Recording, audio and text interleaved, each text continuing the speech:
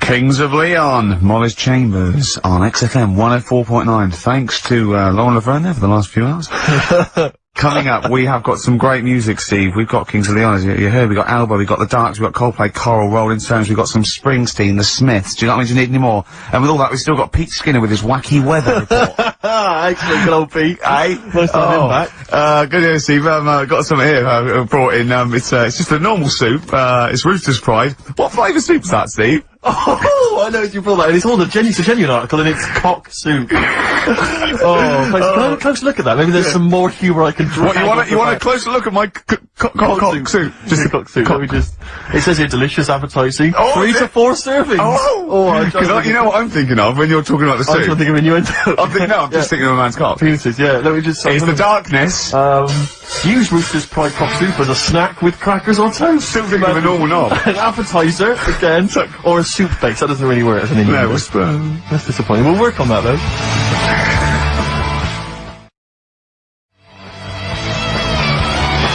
The darkness growing on me on XFM 104.9. Going well, isn't it?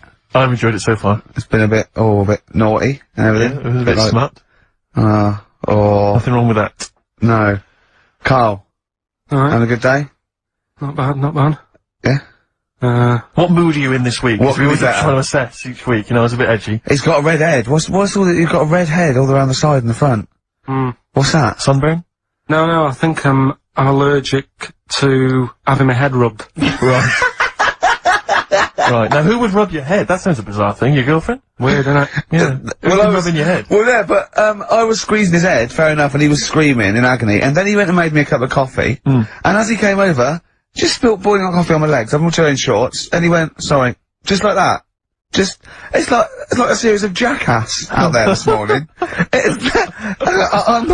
I mean, my legs are burnt, your head's a little bit red. But apart from that, having a good day? Not bad. I was on the way in today, right, Steve? Walking in? Walking in, always walking in. I get left early and stuff. I like to get in early, get some bits done, that. Yeah. Monkey News, songs of phrase. That sort of thing. And living in London, right, there's a lot of shops that open early and stuff. Do you know what I mean? People say that's a good thing about London. Yeah. It's almost like 24-hour city and stuff, right?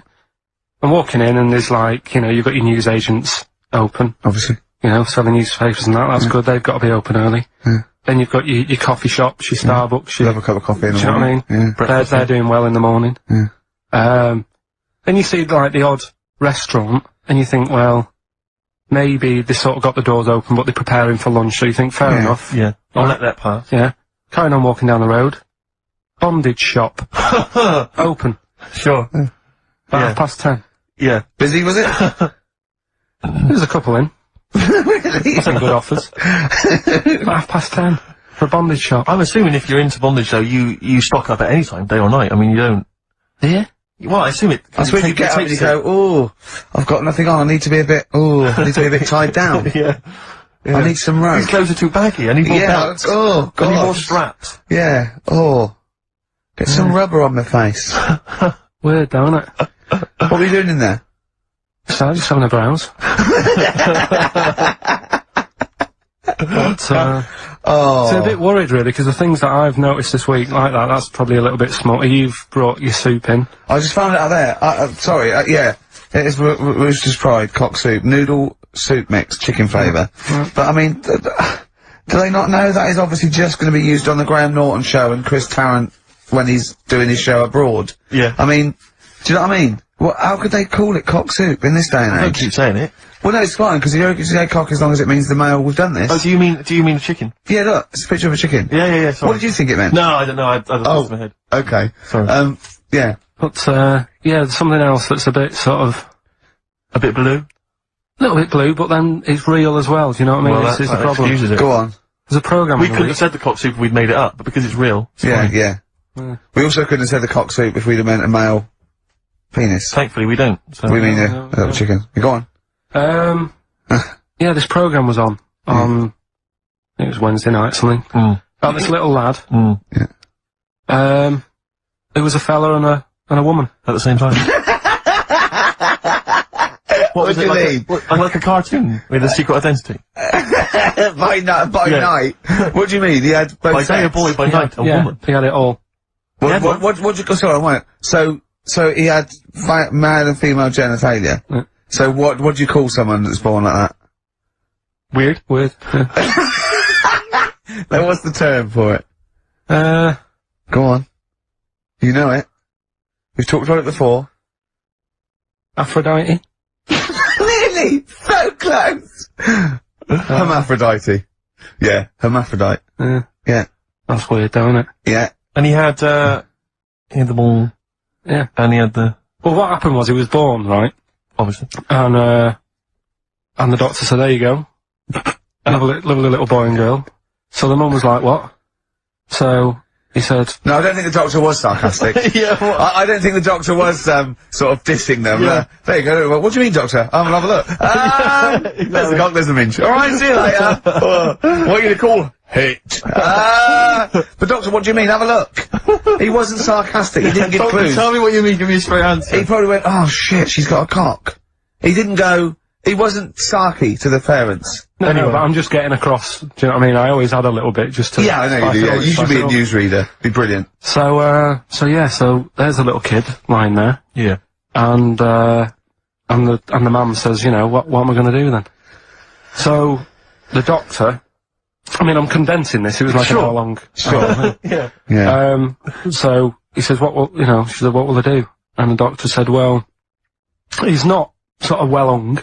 Right. Oh, So, he's not sort of well on. This doctor has been struck off since for saying these things. It was a real doctor, it wasn't Dr. Fox. Yeah. Right, go on. So the doctor said, so I recommend that we make it a woman. Right. So, they thought I'd do a little bit of... Jiggery pokery. Yeah, a little bit of work. And I don't think that's true, Carl. No, it was on the programme. But I think they can tell, really what they were meant to be from their chromosomes, can't they? They can tell whether they're X, Y, Y, or Yeah, not just, it's not very well hung. No, I Yeah. tell you what, because back then, when this was going Yeah, on, no, right, I'm just thinking they might not have had to. the doctors then thought if you had a kid, right, and you thought, it's a bit ugly, maybe it'll have a better life if it was a fella. If it was a girl and it's a bit ugly and you think it's going to get hard time. Right, don't talk shite. What? What, that a doctor would go, right, you've had a young girl, I'll tell you what, she's a pig, let's pop a cock on her. Don't No, talk I'm not saying, shite. I'm not saying that. What I'm saying is, say if you have like I say, a girl. I just think it's harder if a girl's ugly and Yeah. she's growing up. Yeah. She has a harder time. Yeah. Don't you agree with that? Possibly, but you don't change someone when No, yeah. you don't change their gender No, because they're I'm a just bit of a saying minger. what I'm saying is the Elephant Man would have had a harder time if it was Elephant Woman. Is what I'm saying. But listen to me, listen. What the doctor was saying is, if you get a baby before it's 2, Yeah. back then they thought you could sort of say, well, instead of giving it a go-kart, give it dolls to play with. Right, back when? What are we talking about? The Middle Ages? We put a song on, come back to this. Yeah, it's Bruce Springsteen.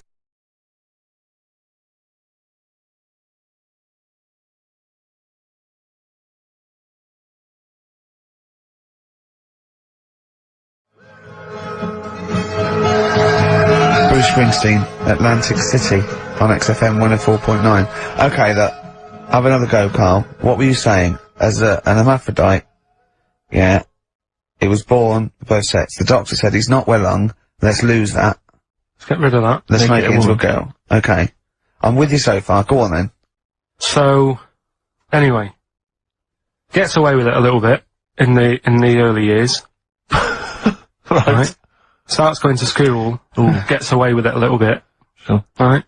But then, do you know when you get to that age and your head goes all funny? Like when you're a teenager and you sort of, I don't know, your skull goes.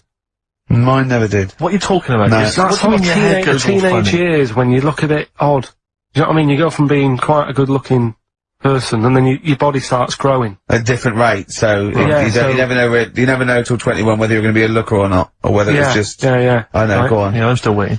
So, Your head grew outwards at exactly the same rate, didn't it? That's why it's Your spherical. head grew faster than your hair. He's got a lovely head of hair, but just below the skull. Yeah. He's got a little afro in there, but he just couldn't get through the follicles. It couldn't catch up the skull. Expanding. Oh, bless him. Oh, come on, Baldy. But the thing is, right, so you see these pictures of the lad stroke woman. Yeah. Who's trying to be a woman at the age of 14, 15. Sure. Yeah. She's got one of them big heads. Right. Like a lad. Doesn't, you know, she starts having a hard time. She doesn't want to play with the mates, with the dolls and all that. She's more into go-karting and that sort of thing. Gets to an older age. Yeah. Decides to go back. Is now sort of with a woman and having a life of a fella. But did he did the doctor keep it for him in case he needed it? No, he's had one put on now. Has he? Where'd he get that from? Dunno, maybe that bondage shop. What do they do when they do that? Do they put on what do they do? Maybe someone could call in and tell us. If you're a woman, and you have a... Do you want to speak to someone who's got that information? Yeah, I do want to know. What do they If you've got that information, I don't want to talk to Do them. they construct one? Do they construct it? From plasticine. Or do they whack on a dead one? What? What? Whack on a dead one? Yeah. What? What? That's not, it's not, what do you mean? No. When a woman has a knob put on, Yeah. to have a sex change, where do they get it from? Is it constructed? Do they find, like, I don't know... From a donor. A donut? From a donor. Oh, well, yeah. A donor? A donor, yeah. Yeah, but presumably it's like Maybe there's someone who well, wants after to they're become... dead, I mean. No, I thought maybe Very few people, it's not like giving someone a kidney and then sort of like celebrating maybe with if you're them. a guy and you want to become a woman, you've That's got one to true. spare. That's true. Well, a swap. Yeah, just do a little swap, probably on the internet or something. Or Noel Edmonds. What do you mean? On Swap Shop. He's not a man. No, but he could go, we got a fella here who, got a lovely, nearly new, unused piece. Yeah, Keith Chegwin out in kind of Bognor Regis. Wants a couple of tits and a fanny for that, so, call in. It reminds me of the, do you remember the John Wayne Bobbitt story? Which Yeah. it's always seemed odd to me. I never really kind of got all the information. Do you remember that one, Carl, where the woman cut off her husband's penis because When he was adulterous or sleeping. something? I think she mean, she drove off. I think he threw woke it in the up woods. quite quickly. Yeah, that's so much better than the alarm than the clock, alarm isn't it? call, yeah. Yeah. And she threw it off. She threw it out of the car into the woods, Yeah. and he went and found it. Yeah. But imagine if he'd got to the hospital and they'd sewn it back on, and he'd gone, "That's bigger than I remember." I'm not sure this is mine. How many of you got us where we dump all the knobs? We dump all the That's knobs where- right there. Yeah. But, That was an extraordinary story. And then, bizarrely, he became a porn star. Yeah. Yeah. Very strange life that man's had. Well, it is a bit of a shock to the system, isn't it? Oh, cutting your knob off. I know. Do you remember that, French bloke, the performance artist of about 1910? Do you remember him? No. He, as a performance art, he cut his, in a theatre, he cut his knob off to a crowd of people. Now, what? That's only a one-night trick, though, isn't it? Exactly. Yeah. But what if there'd have been a bang outside? He went encore. He went, what? Yeah. Or they looked outside because a car backfired. He went, did you see that? I go, what? I go, oh, just cut my, did you? Yeah. Think of that. Sacre bleu. I know. French are funny, aren't they? Cutting your knob off for your art. Weird, isn't it?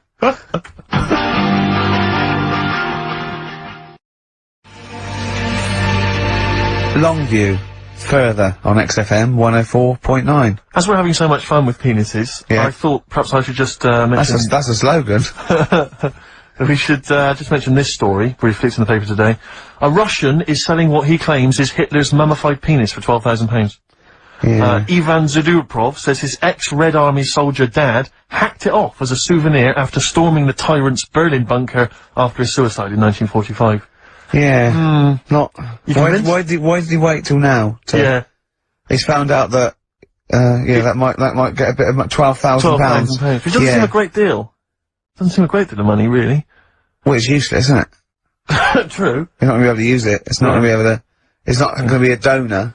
Imagine that if you walk round... Yeah. You'll never... Making love to a girl, you'll never believe who this is. Yeah.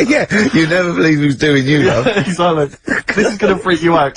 This is, just relax. Okay, sit down now. Was that I got a alright? little surprise for It was you. brilliant, yeah? So you enjoyed it? Yeah. Right. Are you you a fan of the Third Reich? Exactly. Well, no, awful racist. Okay, let's go a different tack. Yeah. You did like the sex. I love the sex. Okay then. Yeah, it's not gonna be Hitler's knob, is it?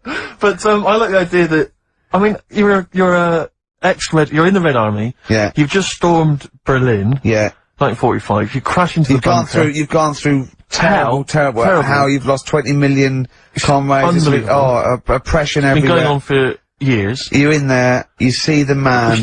Yeah, here he is, he's dead. He's dead, The figurehead and leader of one of the most despicable, you know. You turn to your friends, there's a tear in your eye. Yeah. And your immediate thought is, I ought to chop off his todger. Yeah.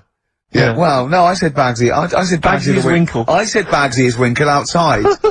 Whoever it was. Yeah, I didn't know it was going to be Hitler. Brilliant. It's just, I can't, it just doesn't make sense. It's ludicrous. It's ludicrous. And I don't know how is he expecting to prove this? Because I want some proof. Well, I think that's why he said that. He probably started off with, I've got Hitler's face. And they went, brilliant. Oh, let's have a look at it. What do you mean, let's have a look? Well, just check Hitler's face, 'cause obviously I know what he looks like. Oh, yeah. No, it's not. Yeah, you know what no, it's not his face. What wouldn't you know what it looked like? Well, I mean, no one's ever seen his genitals. That's what I've got. Yeah. I've got his. It's got a little swastika on it. Is that proof, is it? Yeah. Have you got his ball? Well, no, the Albert Hall's got one, his mother's got the other, so I don't know. See, the Albert Hall, I would have thought, would probably be paying that £12,000, because apparently they've already got his ball. Yeah, they got one of his balls. They got one of his balls in the Albert Hall, his mother's got the other. Yeah. But if they got the Todger If they can track down the one his mother's got, they would have a complete set of Hitler's. I'm just hoping it doesn't fall into the hands of some kind of crazed genetic scientist. What, could clone it from his knob? Could clone Hitler. Back to, I don't even want to think about the future if that's the sort of way we're going. Exactly. If that's the sort of way we're going, Carl, I'd rather not know about it. What do you make of it, Carl? Weird, isn't it? It is weird. I mean, I don't want to go on for this too long. We've probably got about a minute left for the first half hour, and I reckon should can this sort of... What, 30 minutes of genital talk? But Just quickly, on a Saturday afternoon? There's one in a museum, I think it's like that London Museum. What? One what? Well, do you know like how people are buying weird stuff and that to put in museums? Yeah. There's this device that, I mean, think about it, years and years ago they used to torture people, didn't they? Yeah. Really badly. Mm. And the device that they've got... there's no real good torture, but go on, I see your point. Yeah, but this device, right, think about it, you've done something really bad years ago. Yeah. Right, and you're thinking, oh, what are they gonna do? Do you know what I mean? Could do anything here, it could be the end for me. The device they've got is this thing that you put on your bits, as a fella, and it's sort of metal, so it means you can't, sort of, you know, get excited. It puts a stop to you, sort of... That wasn't a torture device. I think it was a Victorian thing to stop, adolescent boys wanking. They used to have things like wrist things as well with, like, spikes on them. It's not a torture device. Isn't that? Well, not really. Imagine that being captured by No, right, you're never gonna get hard on again. Alright. Not really a torture device, is it? And there wasn't that many nice looking women wandering about anyway about them, was there? Didn't get excited about stuff. What are you talking about? Well, the filth, it is stunk and everything back then. Right, we've covered that. No more of that talk now, right? Let's move on. Filthy, All Victorian women, filthy and stinky. Yeah. Oh dear. Better Rolling Stones Yeah, and set up the old songs of phrase. Yeah.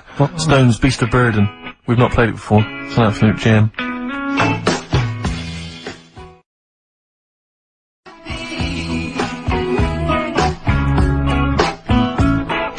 The Rolling Stones, Beast of Burden. Can I just take this opportunity, Rick, to say to, Sir Mick Jagger, happy 60th birthday this year, Mick. Happy 60th birthday this year. Yeah. Was it today? No, I don't know. Well, otherwise you'd be saying happy birthday to everyone every day. No, because I don't know Mick Jagger, do I? So I'm just taking the opportunity in case he happens to be listening today to wish him a 60th. Happy 60th, or someone who knows him. What about Brian Ferry? What about Brian Ferry? How's Brian? Well, I mean, he's got a birthday this year. Ferry. I'm not going to wish Brian Ferry a birthday. Oh, happy birthday, Brian. Well.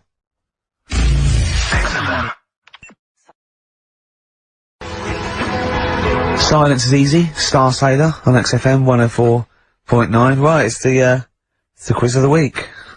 If you want to go out and do some shopping, this is probably a good time, and come back again for about 2:15. But don't forget, what I will say is, even though these clues, we're gonna do songs of phrase, by the way, where, Carl picks out a phrase that he might have said once, tries to find words from songs to put it together. You've got to guess as many as you can, song or artist, I can't remember. But even though you might look at it and go, that's mental, I don't know any of them, you might win if you get 2 right. I mean, I think the winner last week got about 3 out of 3 I have to be honest with you, I mean, last week, Rockbusters, surprisingly, was a very, very popular quiz. Yeah. It just happened to be awful. Yeah. This one is pitiful. I mean, it's truly atrocious. Yeah. And it really doesn't even have a fan base. I mean, there's no one championing this one, Carl. Last week, seriously, mate, I got about Carl's face. 7 or 8 replies. Oh God, that's terrible. That was like when you told a kid that you couldn't afford a Christmas present this year. Look at his face. Yeah, it is a bit distraught.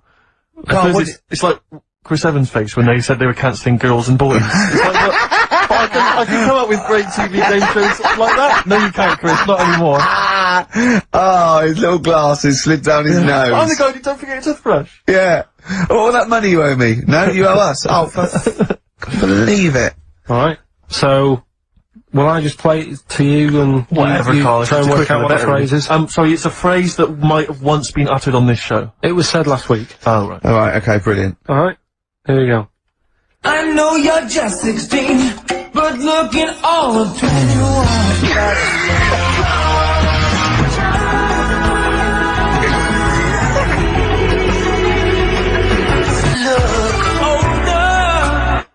Right, Right. I know what that is. That's ridiculous. What was Right? it? What it is it's something like, right?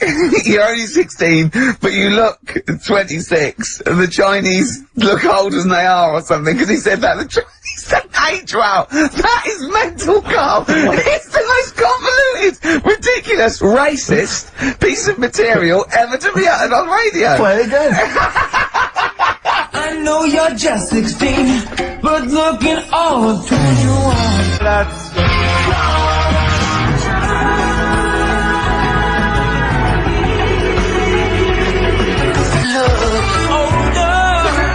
Okay, you're just 16 and looking all 21. That's because the Chinese look older.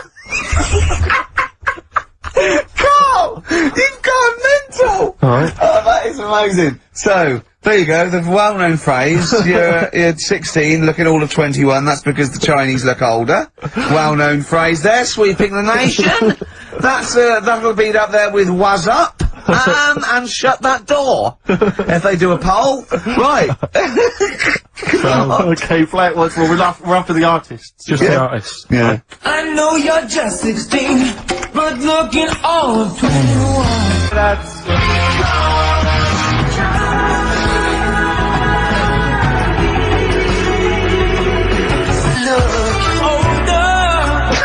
Unbelievable. Alright, let me tell you what the prizes are. We've got, I assume this is the new album from Mower. Everyone's going crazy for Mower. I've not heard people stop talking about Mower. But there it is.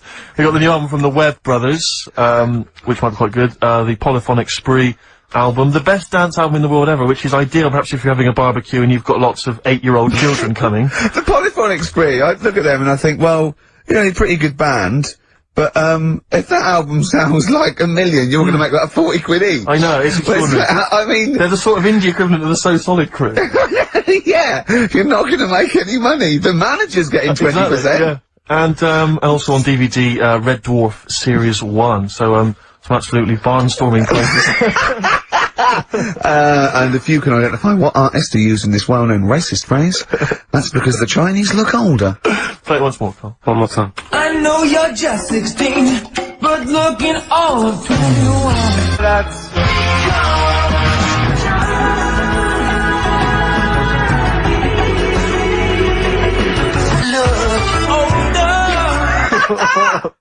Oh, Ricky.Gervais at xfm.co.uk. Play a record. This is Radio Panic, the Smiths on XFM 104.9. Well, we've done the first half hour, which was mainly genital related. Then we've kicked in with, some racism. You have to guess what artist. It seems appropriate at this juncture just to mention something that's in the paper today. Dominic Mohan, I know you're a big fan, as am I.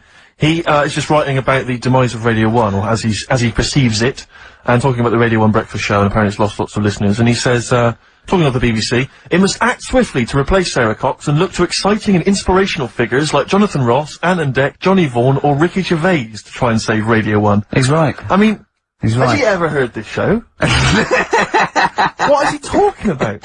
All those other acts, they're dynamite. I can't genuinely, That's someone who said I quite like Ricky Gervais, but he's never, he can't have listened. I mean, can you imagine what we just played? Or in fact, can you imagine the last 50 minutes on Radio 1, on The Breakfast Show? Well, we could pre-record it though, so I wouldn't have to get up early. Sure. That's not your point, is it? That's not really No, it. your point is the quality of what we're doing, not well, how early it is. Sure. Get it, What yeah. would you provide though, Rick, do you think, if you went to Radio 1? What sort of, because I mean, obviously... Whack, oops. I can do all that. Because I mean, obviously our time at XFM is gonna basically... I'd be the furry shreddy. Right. Yeah, so I'd get that. Would you have some wacky catchphrases? I think I would. You'd bring back Holy Fook, presumably. Holy fuck, yeah. Oh, ding dong. Oh, hello, it's my little Chinese neighbour. Hello, what's your name? My name is Holy Fuck. Hello. Look at Carl, he looks just going on. I don't know why you didn't even do the Chinese accent, that's how. Well, that'd be racist. Okay, sure. I mean, yeah, Sure. it's just his name's Holy Fuck, and there's nothing Nothing wrong wrong or with funny about that. that. So yeah, you'd have that, you'd have have crazy that. comedy characters, you'd probably have some wacky quizzes. Yeah. Oh, look, it's Dirty Old Queer. Hello. No, I'm not, he's a new character to me, I'm quite excited, he sounds very modern and contemporary. Yeah. A new spin. Yeah. On an old idea. Yeah. Just tell us a little bit more. Oh, wow, he's an actor, isn't he? And Right. and he likes to, teak it up. Alright, well, that's just, if anyone from Radio 1 is listening, and Yeah. they've listened to Dominic Mohan in the paper, they thought, yes, you're right, we need some new blood at Radio 1. Ricky Gervais has got a myriad of comedy characters. Yeah. Whack, oops. I can do sound You effects. can do sound effects. So, You could probably do funny voices like Chris Moyles, couldn't you? yeah. Wow. Not as good, but I mean, I can... What about comedy songs like Moyles? Again, not as good, but I mean... Do you remember when Moyles rather hilariously changed the words of This Is My Moment by Martin McCutcheon to This Is My Motor? we listened to it though, didn't we? Unbelievable. I remember when he was doing a competition, this was pathetic, wasn't it? We were listening to, Radio 1 once on our house, right? And, I don't know why, we just wanted to, I think it was research, wasn't it, for the office? Yeah. And, he was doing this, he had to phone in with... We were listening to idiots. And No, I'm not saying that. And he was doing this competition, you had to call in with, some, songs that are golf related. And people were phoning up going, drive the cars. He was going, drive the cars, good. And I was on that phone, I must have wasted about 40 quid, and I wanted to get to her and go, hello, Chris, it's not Milesy, yeah? It's Derek here, I got one. Oh, go on then, Derek, what is it? Something like Spandau Ballet with golf cart and that. And I just wanted to, and I waited, and just, I thought the joke's on us. Yeah. I waited on phone bill just to say something stupid. Oh dear. Oh. This show's better than this. Yeah, anyway, if you've got any hilarious golf-related song titles that you'd like What's the to email in, number? What's the number? Oh, I'd like an email in. ricky.gervais@xfm.co.uk. What would a song title be if perhaps we were doing something about, I don't know, air travel? Yeah, If you've got any crazy ideas, email in, we'd love to hear them. yeah, brilliant. I've got a thought of another golf one. Okay. You know, Duran Duran? Something down the fairway or something like that. Alright? That's Girls on the putting green? Yeah. Something? Alright? Yeah. Oh, hello. I've got the introduce you. My name's Holy Fuck. I'm Dirty Old Queer. I could do all that. Ding dong, whack, oops.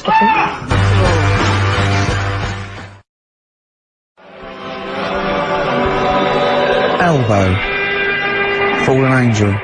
See, they're the odd one out, you see, because of what they're like, and who they are and how successful they are, I can imagine saying, will you please welcome to the stage, Elbow. Indeed. But Yeah. I wouldn't have, on paper, I'd have thought that was A terrible band name. Yeah. Yeah. No, I know what you mean, there are exceptions to the rule. yeah. Ladies and gentlemen, please welcome to the stage the Boomtown Rats. Yeah. Yeah, see, I'd have thought that was I mean, Yeah. I think it is a bad name. It is a bad name. But you can't imagine it Yeah. happening. Yeah. Yeah, so that's bad name. So call in if you've got email addresses and let's call in with funny observations on life and shit. So, well, it's going well, let me know isn't it? what- That's halfway through. Well, Not bad, Carl, what do you not think? bad, yeah, it's been alright. Been alright. Yeah. We've covered a lot of bases. We haven't taught them anything. Not taught them anything. Mm. No, I think that- well, we told them to tune into a different station. Yeah, but I think Heart 106.2 is probably picking up a few of our listeners as we speak. Yeah. Who's on at the moment? Don't know. Doesn't matter on there, does it? They just sort of... Don't slag them off. No, I'm not slagging them off. I'm just saying I don't think... You tune in because you want to hear Simply Red and that, don't you? Do you know what I mean? Well, they play other great stuff as well. Magic is the one that I love, because I only ever listen to it in a cab. Yeah. If I'm in a mini cab. Good, then Magic's that's on. good, that is a good station. But Magic is dynamite. But I know Yeah. for Magic, the DJs have got like 5-hour shifts. It's incredible. They're all And they do read their own news. I know. It's like they've cut out any expenditure on that channel. It's just some old records. Yeah. And one guy has to go on for 5 hours, read his own news, his own travel. There's nothing else. I saw a bloke struggling once. He sort of wants to be a bit of a sort of comedian, and he does one link. It's sort of one sort of 15-second link between each record. Goes, that's Celine Dion. There's a story in the paper again that people were late for work on the underground because there was leaves on the track. Just wondering if leaves are ever late for work because there's people on the track. It's simply red. Oh, bless him. It's crazy that he's got to come up with them for like 5 hours. He's been sweating like that. Before I was going, I'm gonna kill myself. I'm gonna kill myself. It's almost finished. Thing in the story about, war on Iraq. I imagine if I can't do this anymore. I can't imagine if humans become extinct. With leaves. Dinosaurs are still around. I don't know what I'm doing. Oh, God, look at Carl's face when I said that. The man moth. Yeah. They've cloned a man moth. No, but that's the sort of thing I think we need now, right? We've covered a lot of stuff. What, education? Teaching, yeah. Well, okay, what do you want to know? Don't know. Have you got something? Can you educate us on anything? I've been reading bits So could we bring back just for one night only, educating Ricky? Oh, I'm excited. Yeah? Do you think it warrants that? I don't know enough about it. You know what I mean? About what? It sounds perfect. Play the jingle. Oh, educating Ricky. He's getting smarter. A couple of things happened in the week that I read about. Okay. Keeping up on what's going on in that. Sure. Yeah. One was about that Galileo fella. Okay. Was it about 1636? Was it? I think it might have been not earlier. bad. Go on. Did some stuff with light and that. Yeah, he did lots of physical experiments, yeah. Is that it then, Carl, is it? He did some stuff with light and that. Well, what did he do with light? What was that? Well, I think he invented the first... Telescope. Telescope. So I think it's a particular lens though, and he did experiments where he dropped famously two different, weighted, balls from Pisa, and, they hit the ground at the same time, showing that doesn't matter, the weight doesn't matter, but air resistance does and stuff like that. I think he probably explained it a bit better than that. Yeah, but I'm talking to Karl. Sure. Did they need to know He's stuff? just thinking about pizza. Yeah. Did they need to know stuff like that back then? What do you mean, did they need to know stuff like that? It's just... There weren't people going around going, I've got to drop these two things off the Leaning Tower of Pizza. I just don't know which one's going to land first. Yeah, I need to know. What do you need to know Bring me about? Galileo. Yeah. It's for a bet. Yeah. No, but if I was knocking about then, I'd be like, stop messing with that. We need a telly. Or, you know what I mean? I bet he thinks the Flintstones is real. I know. That'd be brilliant. That's what I'd do if I was a caveman. I'd make a telly out of rock. Yeah. And a pelican And and a car a that I cement just ran along the road with. Yeah, exactly. Yeah, we need a car. Yeah. Well, we haven't really got the internal combustion engine. Can you stick your feet through the bottom? Yeah, just get me a car, for Christ's sake. Anyway, so I learnt that. And then, What? He learned his name. Yeah. Other people I learned the name of this week. Oh, if a chimp could watch telly. Go on, Karl, go on. and there was also a fella in the week who said, that women shouldn't be wearing trousers. Why? Because they don't look good in them. Right, and who was this man, and from what era? French fella. Last week. Did he mean walk around naked? He just said, women should wear skirts rather than trousers, because no woman looks good in a pair of pants. Right. How old was he? He was probably about 67. Uh-huh. About that, 67, 68. Yeah, yeah. Wasn't happy with that. What do you think? What do you think about It's rubbish. that? Yeah. These are the only things that have caught your eye over the last couple of weeks. This is the entire news. Galileo did something with light. A French fella said women shouldn't wear trousers. See, that to me wouldn't pass as education. It's not education. I don't know where you could ever use that. I don't know when that would ever be applicable to life. I just like reading stuff that sort of reminds me of, do you know what I mean? If I read it and it gets me thinking, I think that's a good little piece. But, I mean, but surely can't you just sort of like sit near something that vibrates to keep your brain going? Or shake your head every now and again? I mean, what does this do? You mean it makes you start using your brain? But what aspect of a Frenchman said women shouldn't wear trousers got your mind working. What questions were you Because I asking? thought that's a bit daft, isn't it? Right? Yeah. Okay, it ends there with me. There's nothing else. There's nowhere else for me to go on that. He closes Your the mind's gap. still worrying. Yeah, go on. What do you think? Let's go through this. Oh, I wish we could download his I know, thoughts. I know. Just watch it. Yeah. Wouldn't it be great, like a DVD? And Like a cartoon. imagine that extra footage on the Office DVD. Yeah, Carl's brain. That would be With a commentary. amazing. Oh, with What I a mean is- commentary. Go on. Women wearing trousers and that, right? On the estate that I grew up in. Yeah. On, right? There's a woman about 4 houses down. Right? Rough. She's the She one was, or the estate. She was, right? Yeah. She's the one whose kid took a horse into her house. Yes. Right. Now, we won't go over that again. No. If you're a new listener, I think we're covered. I think they get That's the all you idea need to on. know. Right. Yeah. Now, she used to wear leggings. Now, they're a bad idea. They are a terrible idea. I agree with you there, Carl. If you're a lady of What the colour? normo Were they persuasion, pink? No, they were sort of black, but with all bits on them. Oh, right. You know what I mean? What, Yeah. toast and Just horse bits. droppings? Yeah, go on, yeah. And she used to, she's quite a big woman. sure. Pauline Quirk, I think Yeah, we well, described her as. Look like a light bulb when It she was is those bending kind of over in women that are leggings. attracted to leggings. Yeah, I know, yeah. They are drawn to them like a moth. Sort of flame. Yeah. She Yeah. used to wear them, and that's what I remember when I read this piece. And she used to work on one of those sex line things. Right. Right, she used to do that. But What was she, an engineer? the weird thing with her was, she had big eyelids. Right. Go on. That were too big, and this is what I was thinking. What right? do you mean she had big eyelids?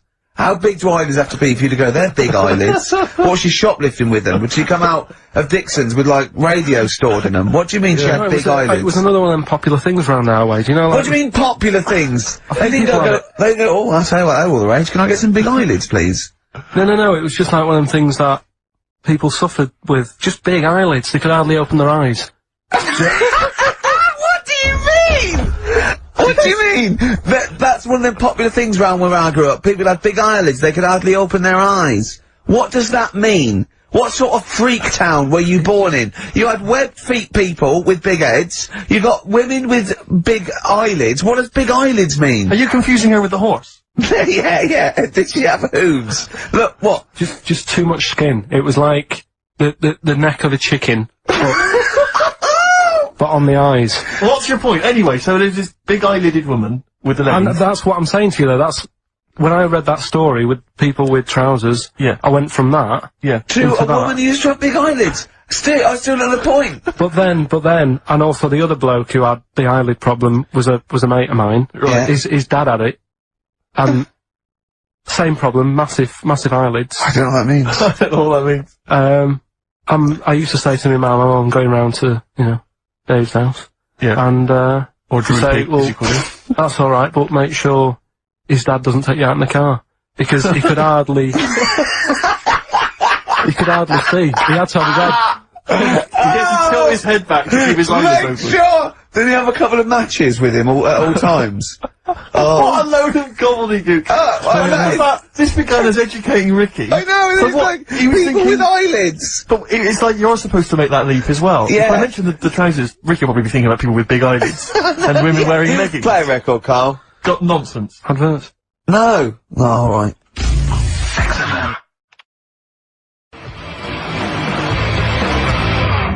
Muse, time is running out on XFM 104.9.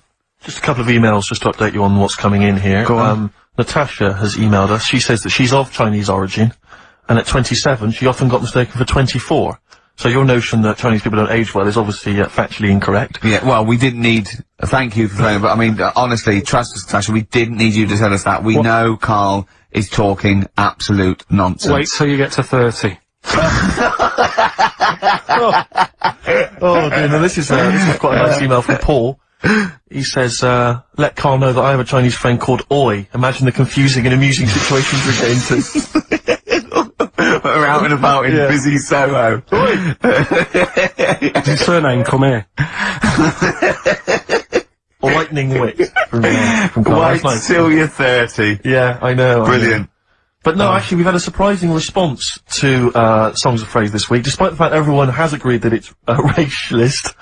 But nevertheless had a go. So keep your answers coming in, because we may as well. You're a hit, Carl. You're a hit. What, have we still got monkey news? Yeah, that's still coming up. Yeah. Later on. We're not doing Cheeky Freak of the Week anymore. We're not. No. No. Don't want to upset people and that. Sure. But there is a good freaky programme on this week. Go on. I think it's on Channel 4. Yeah. Got a woman with a big head on it. No, I think it's BBC Two. Is it? Yeah. Alright, well, look Unless out for there's that. 2 on, because that would be a great week for you, wouldn't it? Brilliant. Won't be coming out. Is that the one when you said... Go on, say it. Right, say what you said when you saw it. The woman with the head Yeah.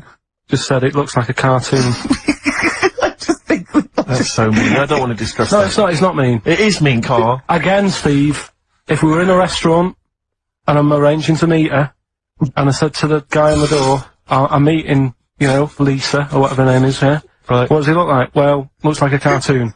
I'll be over there. Do you know what I mean? I don't think he'll get mixed up. What would you say about me and Steve again? If you were meeting us? No, it just starts getting nasty, doesn't it? I'm meeting, Karl Pilkington. We're very busy. What does he look like? He looks like Charlie Brown grew up. He's got a complete little round bald head, and he's got a gormless look on his face. He's over there, mate. Yeah. Alright? That started the ball rolling for you, Carl. I love that it's okay to say what you like about people. If you go, yeah, but if I was looking for her in a restaurant... I know, but... Yeah. And why have you arranged to go on a date with this woman? Be a good night out. For her or for you? Well, I'd like to have a chat with her. You know what I mean? Just find out what worries her and... Do you know what I mean? Because some girls People worry like about you. things. Yeah. Like their hair being a mess and that. Yeah. With her, it's like, least of your problems. Do you know what I mean? Fine, alright, well let's move on, mate. We're not doing Cheeky Freak of the Week anymore. No. Let's do something nice. Let's talk nicely about things. What's happened nice in the world, Carl? What do you like in the world? When you get up, when you go, oh, that was a brilliant day, What do you do when you go, oh, that was brilliant? We had a game of snooker. You like snooker, don't you? You and Steve played snooker last week. Yeah, but things are always ruined. Do you know what I mean? I might be having a nice time having a game of snooker. And then, we're having a proper battle. And I'm trying to concentrate on taking a shot, and then you'll say things like, look at his little monkey hands.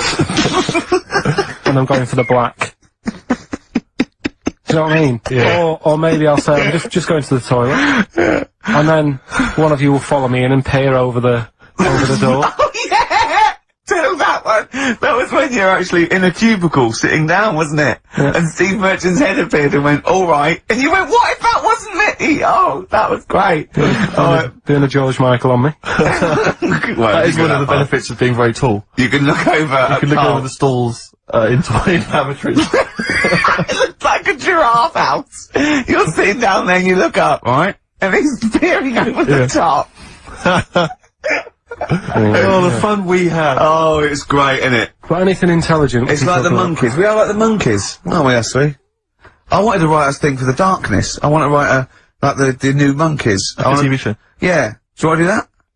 Yeah, alright. Yeah, okay. Well, if they're listening, or their radio show, record company are listening, or their manager, big fan of the Darkness, my favourite. Hang on, don't make a promise like that. No, my favourite band at the moment, we'll do a pilot, them and the No, Monkeys. but don't make Running that round, promise. speed it up, they can have their songs in it, they can write songs specially for us. What if they... 9.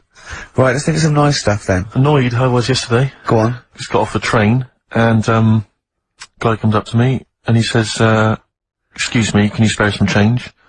I'm from Liverpool, and I'm homeless. And I was so angry. I was in a bad mood anyway, and I just wanted to say to him, well, there's your mistake. Go back to Liverpool. That's why you're homeless. You're in London. Well, he might have been You homeless idiot. in Liverpool and thought, Well, why'd you come down here? Well, where would you rather be homeless? Liverpool or London? Well, Algarve. Well, no, but I mean, I'd certainly... Do you know what I mean? But just, why am I supposed to say I'm from Liverpool and I'm homeless? Why is that supposed to be a persuading factor? Just annoyed me. I thought there was enough problems here already. He's going for a double sympathy vote. Yeah. I'm homeless and I'm a Liverpool. He could have just said I'm from Liverpool, I'd have given him some change. Guy he was from Manchester once, I gave him my sandwich. Yeah. There's a thing the other night, right, they did this programme, it's only on in London, so if you listen out of London you won't know about it, but it's about, Oxford Street, right? And, About all the thieving that goes it's on and like stuff. thieving, Yeah. drug problems on Yeah. the streets and that. Yeah.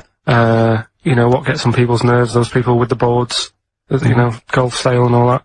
And, is this bit that concentrated on the homeless problem, right? And, he said, you know, this fella looks after the homeless, he goes up to him, says, how you doing? Are you hungry? You need food and that? He said, you know, a lot of people worry about the homeless, but we do try and look after them. And the Salvation Army were there, and they said, and this is where they can come if they need anything, if they need any food, or, any clothes, if the shoes are worn out. And they said, oh, can we have a look at that, right? So they go in this little room where all the clothes are, and they go, and there's like a load of jumpers for them in the winter in the cold. And the camera sort of pans across. A load of ties. Right. For the homeless. What? Ties.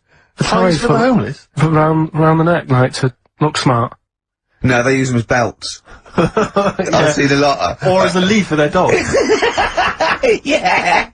Yeah. What are you talking about, ties? That's what they did. They said, here's the room with all the stuff in it. Right? Jumpers for the homeless. Jumpers, shirts, trainers, and you got a load of ties. Nobody wanted one. Some evening dress, and they got a formal function. Any cravats? Now, where's the cummerbunds? Yeah. I'm thinking of being homeless outside the Royal Albert Hall tonight. Yeah. That's where the real pickings are. I'm breaking in the back door of the Savoy this evening. Oh, dear. Another charity thing that I was reading about the other day that they're doing. Do they give them trainers? Because I've seen a lot of tramps with new trainers, and I think there must be like a equivalent of a soup kitchen where they get shoes, because that's it must be, yeah. Otherwise, that's weird, isn't it? You blow any money, you beg all day and get a nice new pair of Nike. Yeah, no, don't waste it on clothes. Get some tenants. Yeah. Get some, special brew. That's the best value. Go on. Some smack. Go on. If you've got a lot of worries, on the street. Little starter bag. Take your mind off it. Yeah, I know. Take your mind off it. Yeah. But that's weird you say that, because, you know, a trainer's the most important thing, because, like, you know all the problems in Africa. Sure. Right? Lot of problems going on there. Yeah. The other day, they're asking for people to send their spectacles to Africa. Right. Would you be happy if you were over there and, like, you're hungry and that? And then they say, here you go. Well, yeah, but it must be for a reason. I don't think they've got bad eyes and that. Yeah, I know, but I don't think they go around. It's not like when you see those things on Live Aid and there's people dying but they're putting specs on them. No, I think that's what it is. No, it's not, Carl. They sort out food and medication before they put a little pair of specs on the lads. That isn't how he came across in the advert. I think they probably walk hand in hand. You know, the people handing out the food are also, you know, walking alongside guys with the specs and they're handing them out as well. But what have they got to look at? What? They don't own anything. They'll realise how bad everything is. God, it's rubbish here, isn't it? I tell you, I try and help out the world. I've joined a little charity thing. They pay me £5 a month. Yeah. I'm all up for helping. Yeah. But sometimes you think, what can we do? You know what I mean? Yeah. What can we do? Okay, what can we do? We can't do anything. Okay. Play a record. We were talking about the debt the other day. I was reading up on the amount of debt that South Africa are in and that, and it's just like, that's without any shops. Do you know what I mean? If they had shops to spend the money on, there'd be murder. That third world debt isn't because they bought too many smeg fridges from us. It's shopping. Look, who's been shopping? I have. Oh, well, you've gone over the top. You're on a budget now. Yeah, You're getting nothing but grain and blankets for the next year. Because you go mental. We just spent £1 billion in dictions. Oh, God.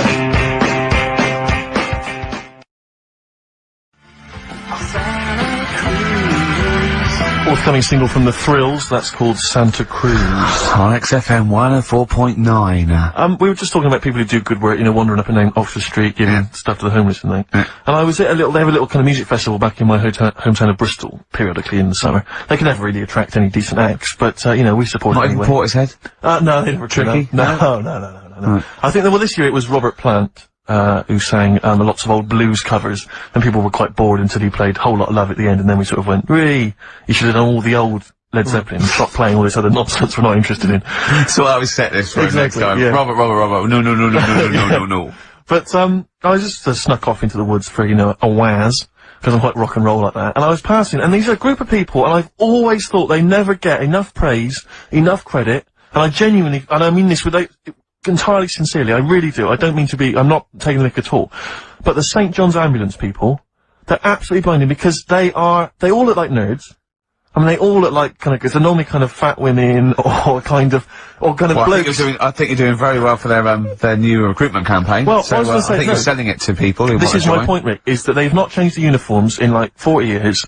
And Literally. it's normally, it's normally the kind of, the nerds from your school who went into it or whatever. It's kind of old people. I saw them, they were all sat around in this little area. No one was, nobody just sat around, they were bored, they weren't really enjoying the music.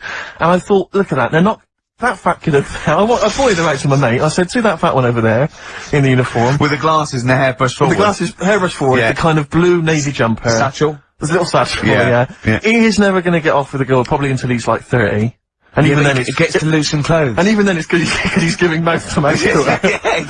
Right, and I thought, he's never gonna get anything. And I'll tell you this, all these trendy young girls walking around in their kind of, cool summer gear, in their trendy tie-dye and the like, I'll tell you, when one of them, takes something that's a little bit dodgy that they bought off some guy with dreads, right? And then they're desperate for him, and they zip in there. Oh, quick, my friend's, passing out, she's had a funny turn, and he's straight there with his water and his medication. Oh yeah, they need him then, but he doesn't get any action the rest of the time. And that's what annoyed me about it. I thought, they're doing a bloody good job. They turn up at sports events, at festivals, no one gives them the time of day, you never hear any good praise about them, and they're there, sat there, Steve, hot or cold. Tell me the truth now. Did you join the St. John's ambulance last week to get some birds? Got no action. Really? I had no action. And I've been passing some dodgy E's around all the festivals. By the way, your dreads are awful. you can see they're fake. They're made out of newspaper. They're awful. You really do look an idiot. But seriously, I'm all joking aside, I genuinely wanted to give some massive props. If I could give some big ups to the St. John's people, because I genuinely, without any joking, I genuinely think they do a brilliant job. Could I just say how good I think the Salvation Army are? Because you see those elderly ladies with surgical supports, a lot of them, all look like Thor herd. Yep. Well, that's a prerequisite to get into that particular army. And they play that bloody tambourine, rain or shine. And they are just, all they're trying to do is, save you from burning in hell. And they don't get any respect. Have the Salvation Army, do they, would they have to get called off? Yeah, they'd be, it'd be the Gurkhas first, then all the regulars, then the TAs. I think then it's sort of like police. Lifeguards, but down to, I think AA, and then it's Salvation Army. Right. We send in the Salvation Army, obviously, if we lost a lot of casualties, and they're the last to go. Yeah, but they are all highly trained, aren't they? All these old women, they can kill him out. Yeah, with a single blow. Yeah. So, good to them, good for John's Ambulance, good to, Salvation Army, big up. But I think we should just, if I might introduce a new feature every week, let's just give some props, let's just give some massive respect to someone who doesn't get enough respect. Yeah. Who doesn't get enough respect? Who's done a blinding job? Mother Teresa, she's gone now, she's gone, she won't be listening anyway. Who's the best person there is? Who's the best person there is? I'll tell you what, I'm gonna call, either Carol Vorderman or, Esther Anson and say who's the best one you've ever met that, did something. Yeah. Alright? And we'll heap praise upon them next week. Yeah. Great. What? I just don't like, They know they're doing a good job. Right. If I did that job, I want a pat on the back. You wouldn't need a pat on the back. And people are starting to, it's like Carol Vorderman, I like her, she's alright, she does a good job. But now that Better Homes, they only tend to turn up at people who have had problems. Do you know what I mean? Right. Well, leave it. Okay, wait. Go on, what do you mean? No, it used to start off and it's like... I haven't seen Better Homes. What is Better Homes? They go around and do someone's house up. Right. Do you know what I mean? But then they get a bit of bad news. And Carol thinks, I'll cheer them up, I'll give them a new kitchen. Yeah. And it annoys me because if you haven't had bad news, it doesn't mean you're not worth a new kitchen. Did you send in an application? Yeah. They say that I'm bald, I'm from Manchester. Well, if you'd written that, they'd have rushed round. Yeah. What do you mean? What they say, so-and-so's had a bad year, his mum died, he lost his leg, and all he's ever wanted is a chaise longue and a hostess trolley. And the annoying thing is, right, they might not be the ones who write in, it might be a neighbour. Yeah. But they also get something sorted out for them. Really? So even though the neighbours had a bit of bad news, they go, oh, cash in on this one. I'll send a letter into old Carol, tell her that, Mum's passed away. Yeah. I'll get a new, conservatory sorted. Sure. And sometimes the neighbour gets a better deal than the person who, do you know what I mean? The person who's had a bit of bad news gets like a new little kitchen, whatever. Neighbour next door, Leave the conservatory, kitchen, let it go, Carl. new decking in the You had to pay for your own garden. kitchen. Do Is you it know what I done mean, now? though? Is it all Yeah, done now, the the kitchen sorted, the bathroom needs You to had trouble with the grouting, didn't you?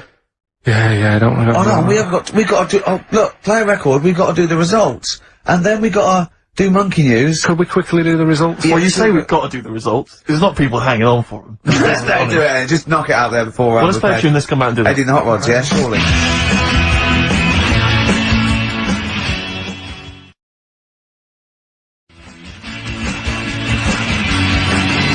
Eddie and the Hot Rods, do anything you want to do. That's uplifting, isn't it? Oh, the drumming. Brilliant. Takes me back, all the way back to 1978 on XFM 104.9. What were you doing? What are your memories? I was actually probably dancing around miming the drums to that in my bedroom. In fact, I remember... Were you mute? No. I remember, I think, I had that What were one you wearing? on a What were you single, wearing? but I'd got it from an old jukebox, so it didn't have a middle. Sure. Right, I think they're called dinked, right?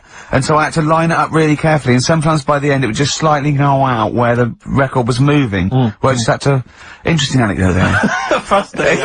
yeah. What a lovely insight Since into you the like for young asking me what I was doing 25 years ago. Carl, quick, the results then, Monkey News. I need some Monkey News, but I need the results first. Right, play it again and give the answers. Here we go. Songs of Competition. phrase. Songs of phrase? Name the artist. Name the artist. I know you're just 16, but looking old. Hue and Cry. Who's that? Well, that's Philip Bailey again. That's too little. Right, it was... That was Roxette. The look. Yeah. Right, we had, Hue and Cry, started it off. Yeah. 16. That was Dean Martin. Because... Oh, yeah. Jane's Addiction. Yeah. Because Cars. Yeah. Chinese, Philip Bailey. Philip Bailey, that's second outing he's had. Look. Last one we used him for Chinese, where there's a hairy Chinese kid. He's never got so many royalties being used in racist game shows. Brilliant. Then Roxette and finishing with George Michael. Oh dear. So... Brilliant. that, right? Who's the winner? Well, the winner, actually, it looks to me like he's got all of them here, from Bognor Regis. It's Stuart Birch. Well done, Stuart, and you get that bag of tat. Bognor Regis. Yep. Oh. Just needed Takes a me breath. back as well. Yeah, if you just email in your address, Stuart, and you can have those goodies. If you're not interested, don't bother. Steve. Oh, chimpanzee that Monkey News. Okay, monkey-related news from Karl Pilkington. Right, do you know the monkey that went into space? Yeah. Yep. It happened in 1958. Right. Now you know that. Yeah. Yes. What did he do next? What he did the do monkey do next? Yeah. One appearance on Celebrity Squares and it was like forgotten. Right, Yeah, cut a novelty record. Yeah, just like Rick Waller. I'll tell you what happened.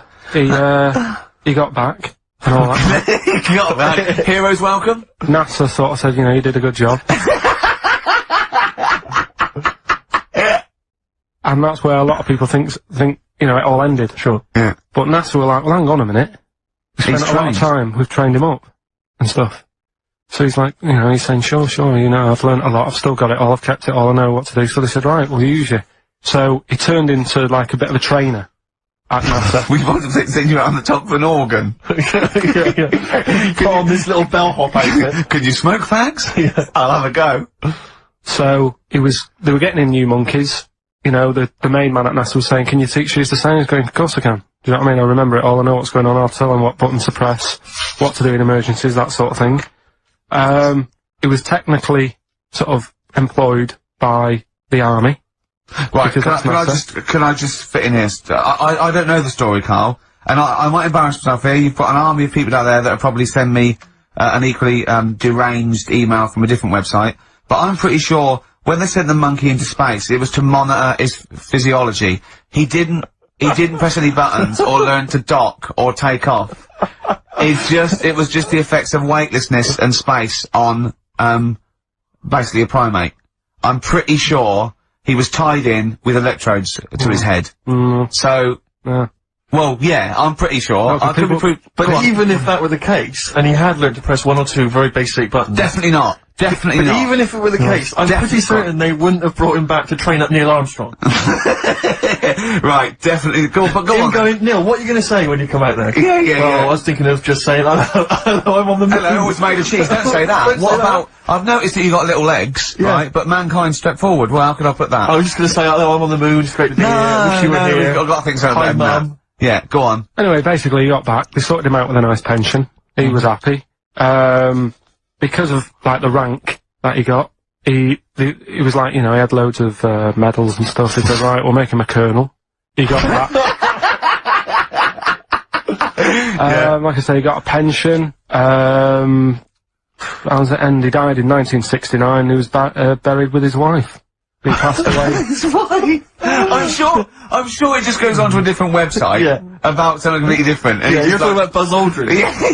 Yeah. His page is missing. Oh dear. So well, Carl, if someone could call in. Did they train Leica the dog to sort of like, you know, dock and re-entry? He never made that, did he, Leica? They didn't bother. They didn't even bother. They didn't bother bringing him back. They just sent him up there, and they didn't have technology to bring him back. They just went, yeah, that's that. That's brilliant. Well, I can do that. Yeah. Amazing. really? Yeah. What do you think of that, Carl?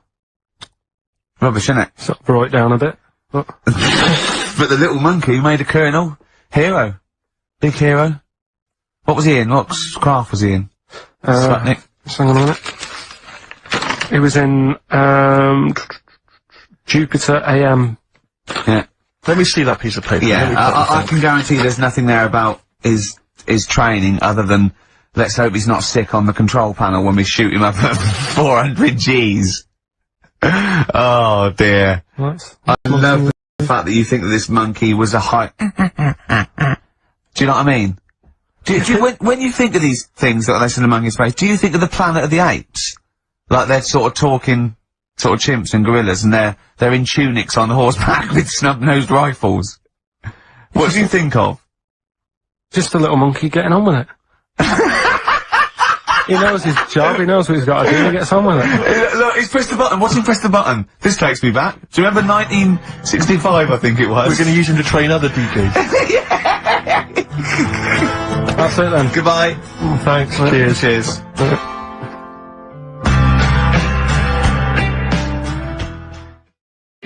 Elbow. Alright? Fallen Angel on XFM 104.9. Well, we're back. I'm Ricky Gervais, with me Steve Merchant, and Karl Pilkington. Carl's all a little bit, I don't know, he's a bit frustrated, he's sort of a bit sweaty and fed up today, aren't you, because of the heat? It's too much though, isn't it? He was taken out, he was sort of, wanted to fight, you know he doesn't usually like to fight, I sort of like lead on him and try and rub his head. Yeah. But today he was sort of leading it, he was sort of like getting a little bit, if I didn't know better, I would have said it was sexual frustration. Well, I was like watching, Rick, if you don't mind me saying, I was watching, not in that way, just watching. It was sort of like, he was going, oh, I want to hit you, and I was thinking, does he want to hit me, or does he want to do something else to me? Exactly. What were your thoughts, Carl? Exactly. I mean, I saw him sort of wrestling with you on the floor, and you clearly weren't enjoying it, but he was really Yeah, what was that going on? What's the change? Why are you suddenly sort of... What are you trying to say? No, I'm not, I'm just saying it was weird that you suddenly, it was like you were, ooh... You're saying a bit, sort of a bit gay? No. Is that what you're saying? No, but what was... Suzanne accused me of that in the week. Why? For being a bit gay. She said, I'm sure you're gay. Why? Just because I was moaning about stuff. She said, oh, you're a drama queen. Right, well that's what were you moaning about? Not having enough gay sex? No, that she didn't have a knob. Yeah. It's going, oh, why don't you get yourself a nice little knob? Yeah. I mean, can I call you Frank, please? Could you wear this false beard? Yeah. It's just, well, we'll talk about it later. It was about the 7 Wonders. I just wasn't that impressed. He wasn't impressed by it. He said, well, we'd say that, yeah. Well, we got a top show coming up, haven't we? But if you are a little bit, kind of, just a little bit sexually, you know, don't be afraid to let it out. I mean, if you want us to relieve you of it. I'll tell you what. Let's have a little bit of Maggie May by Rod. It's some Can't we beautiful play day. Killing a Georgie? That's your favourite song, isn't it? Oh. That's weird, isn't it? Strange, isn't it? That's weird. I'd like to hear Rod Stewart singing about a lovely lady, please, Carl. As would I. You can picture whatever you want. Get it, Rod. Maggie May on XFM 104.9. from Ricky Gervais with Steve Merchant and Karl Pilkington. Steve. Well, I've only just read about this, and I don't know anything about it. This naked rambler, Steve Goff. Yeah. Is he doing some kind of, he's doing a walk from Land's End to John O'Groats? Is he completely nude? Yeah, he's been arrested 10 times on the way, apparently. Right. It says here that Nora Goff, his mum, she's in her 70s, she's begged her son not to walk naked from Land's End to John O'Groats. She said, I don't know where he gets this from. Certainly not me. I am, and have always been, quite conservative. He would never have been allowed to walk around the house without covering himself up. I wouldn't go as far as to say I'm ashamed of him, but I do not approve of what he is doing. Having said that, it's good to see him on the telly. yeah, it must be. It's not about anything. It's lovely. It's not embarrassed until they're famous with it. However embarrassing it is. But I can't believe my son's a serial killer. Nice to see him on the telly. He looks like one. He's not, obviously. You know, I mean, what is he doing? I don't understand. Steve wouldn't say he was, and he's not. He's just a rambler. But he's there, right? What's his motivation? He's just walking to, I don't know. It's just a nudist, I suppose. Right. And there's a picture in there, and Karl looked at it and he went, "Oh, what's the point of that?" He went, "Well, look at him. He's got shoes and socks on. He's got a rucksack on. He's got a hat on. He's not nude. He's just got his knob out." Yeah. But he's got a full beard, thinking, "Oh, I want to hide some skin." Whereas this little chap needs the air. I'll pop him out all the time I can. Oh, they really annoy me because it's in the supplement today as well with the Mirror, right? And they've done a bit about nudists and that. Yeah. Again. Same problems all the time. Go on. There's like an old fella sat there, just. How do you know he's old? Well. Why are you looking, Karl? Looking at his face, aren't you, presumably? Yeah, I'm just saying he's old and he's sat there smoking a pipe. Sure. With his sandals on. Yeah. They're quite normal, just with his knob out. Yeah. But look, they always make the same mistake. He's got a little white deck chair. Yeah. If you're nudist, don't go for white. Why? He's sitting on that, getting a bit clammy and stuff. White, don't go for white. Go for darker colours. I don't know what he's talking about. So do I, but I love it. I love the fact that he's just got loads of pictures of naked men. Yeah. Walking around with loads of pictures I'm of just saying, a dirty arse on that. I think we've discussed the news before. I don't understand the impulse at all. I do find it bizarre. I mean, there's a picture there of 3 men nude in a pub. Yeah. Just having a chat. Yeah. Just having a chat. Oh, look at Karl carrying around those pictures. I mean, okay, fair enough walking around outside, but indoors? In a pub? Nude? Well, it must be a nudist Pop on a pair pub. of shorts. That must be a nudist holiday, I assume. As opposed to, like, the local. There is, though, isn't there? There was a thing in Bazaar magazine the other week where there was a picture of some people. They've got an airline of their own now. What, nudists? Nudes. Nude airline? So you can get on there. Your holiday starts as soon as you get on. Sure. And, but what's the point? Well, I'd be worried just about banging against things.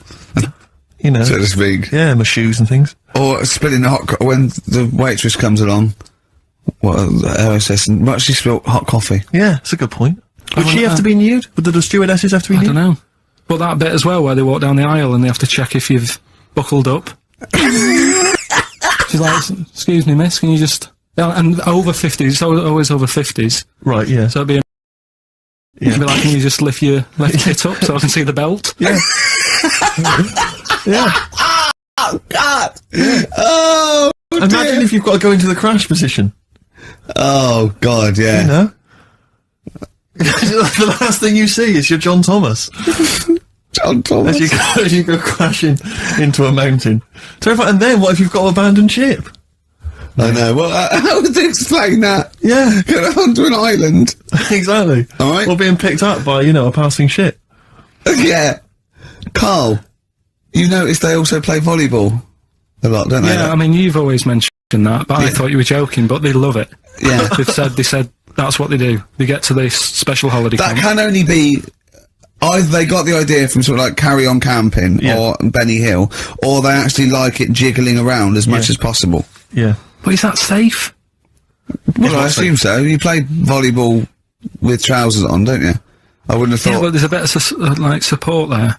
I mean, I was watching athletics, right, the other week. Yeah. Right? Yeah. And I was watching it because there's a lad who I went to school with. He's like winning gold medals and everything now in the Olympics and stuff, right? So I was looking out for him. Now, if you went to school with him, I'm assuming he's got 3 legs or something? No, he's normal. just a regular guy. He used to push me on my go-kart, and so I feel like I was there from the start, training up a bit. Yeah. And watching the programme, and there was swimming in it, and I was watching that for a bit, getting a bit annoyed, because that butterfly stroke, Yeah. I don't know why they do that. No, nor do I. It's just hard work. It doesn't make you go any faster than, let's say, that stroke. The Yeah, crawl. don't do that. That stroke on radio doesn't work. The crawl, yeah. So I was watching that, thinking, that's annoying. Yeah. And then they got onto the running bit, and my mate's in this race. Yeah. Now, they do the side shot, don't they? So you can see who's in the lead. Sure. And then they do that front shot, where it's absolutely pointless. The only reason to do the front shot, I think, is to keep women interested. Because you can basically see his tackle going from left to right, being battered all over the place. Why were you looking? Seriously, you had no choice. If you wanted to watch it, it was like, I was interested if he was going to win, but it's like, you know... But why did you turn over and watch Charlie's Angels instead? Because I wanted to see if he won the race. Or flip back at the end. Just flip back to get the result if you don't... Well, Yeah, or at least turn away or close your eyes weird on to the see them. front shot. No, I wasn't. I just... Suzanne weird. was happy, Suzanne was loving it. Yeah. And I was like, whoa. Yeah. Just go to the other shot, but they were showing you the front shot and running along there. They could have just shown the top half, but they didn't. Sure. It was there. There's his heads moving along at 25 miles an hour. Yeah. Well, I think you're meant to see the running, the actual legs moving. It's athletics coverage, isn't it? It's not like... But they don't show you a shot from behind. Did you want that? And I didn't want that either. It sounds like you were disappointed. Yeah. Play a record. What are we having? Radiohead? Yeah, it'd be brilliant, wouldn't it? Incidentally, last week, you remember, we began the show by talking about knobs. Yeah. I think we've got a bit more knob news this week. Knob's coming up, is it? Knob news is on After the way. Radiohead, more cock. Radiohead and go to sleep. That's not to you. Please don't go to sleep. We've got another hour and 35 minutes of fun chat and great music on XFM 104.9. I'm Ricky Gervais, with me Steve Merchant and Karl Pilkington. Pilky, little Cayman Pilkers, little baldy twat mank whinging, a little bit bent Pilkers. There he is. There he is there. Now, Rick, you may remember that last week we opened with some quality knob news. Knob news, yeah. It was Hitler's knob. Hitler's knob was one of them. That just sparked off into a whole bunch of other kind of knob-related discussions. Yeah. And I'm pleased so far to see that we're almost at the halfway mark for this first hour. And so far we've only talked about nudity and/or todgers. Yeah. So excellent work from us. Well done, lads. Yeah. I'm looking forward to Dr. Fox and the rest of the Sony award committee listening to this one. Yeah. But more knob news. I don't know if there's a jingle on. for that, maybe. Oh, you nearly had the eye out. Knob news. Knob news, excellent. This is an extraordinary story. A woman tried to sue her bosses for £210,000 after finding a cooked penis in a canteen stew. Hospital cleaner Sophie something, I can't quite pronounce that name, was eating goulash for lunch and could not cut one of the lumps of meat. Oh, you can see where it's going. I've got so many questions already. I know. She picked it up and tried to chew it, but it was too tough. Then she inspected it with workmates, who all agreed it was a penis. Imagine that discussion. Yeah. Miss McLata said she vomited for the rest of the day, instantly became a vegetarian, and had to have psychiatric help. It's not known whether the organ was from a human. The case continues. Well, it can be found out, so that's one thing. Obviously, the doctors aren't confused. They're not going, I don't know, I've never seen one like it. Yeah. Also, why is she eating goulash? I know. I mean, that is my first question. Why, Yeah. lunch, what do you want? I fancy some goulash. Yeah. Oh, some gooly lash. Gooly lash Thanks very like much it. indeed. Lancashire cockpot Oh, is on brilliant. the menu. Brilliant. Only £5.50. Wangers and mash. I'd love some wangers and mash, please. If you've got any knob-related puns, knob-food-related puns, then call XFM on 3426 14094. Ricky.gervais@xfm.co.uk. Call Chris Miles at radio1.xfm.winginmank. Yeah. Cock-a-coke. Cock a van. Cock-o van. It's already done for There's you. there's wangers and mash, cock-o van, Lancashire cockpot. You know. That's just off the top of our brains. Yeah. So, if So you've got if any you of your own, keep them to yourself. We're not interested. What do you make of that, knob news? And he's in a hospital. I don't think so. Oh, yes, it was. No, Hospital Tina. You're right. Oh, Tina. God. I know how your mind's thinking already. There's been a mix-up. What kind of mix-up? I love that. What, some bloke's gone in, some lesbian's gone in, what, a sex change, she's got a carrot for a cock. Stewing steak. Stewing steak. Oh, that would be great. You're not a doctor, you butcher. It's not funny. There was some other news, whilst we're doing the knob news, just cram this one in. There was some story on some news website about some lad who, wasn't happy with what he'd been given. Right. What do you mean? He had an op? No, he wanted to have an op. He wasn't happy with what God had given him. Yeah. Yeah. What the Lord had popped downstairs for him? Sure. And, Sorry, no, wait a minute. Was he a bloke who wanted it? yeah, fella. And what he wanted, he didn't want a knob, or he wanted a bigger knob? Wanted a bigger one. Right, okay. And, cost £5,000. Right. And they made a mess of it. Well, how do they make a mess of it? Don't know, it came out smaller than they went in with. Well, no, what do you mean? Absolutely. I don't know all the ins and outs. Oh, God. It's just like he borrowed the money off his mum. There's been a slight mix-up. He borrowed the money off his mum? I love that. How bad is that? What do you want for your birthday, son?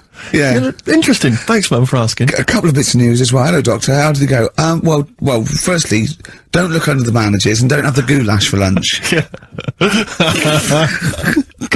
It was smaller than you went in Mum, with. we got £5,000. Why? Just gonna be fucking up.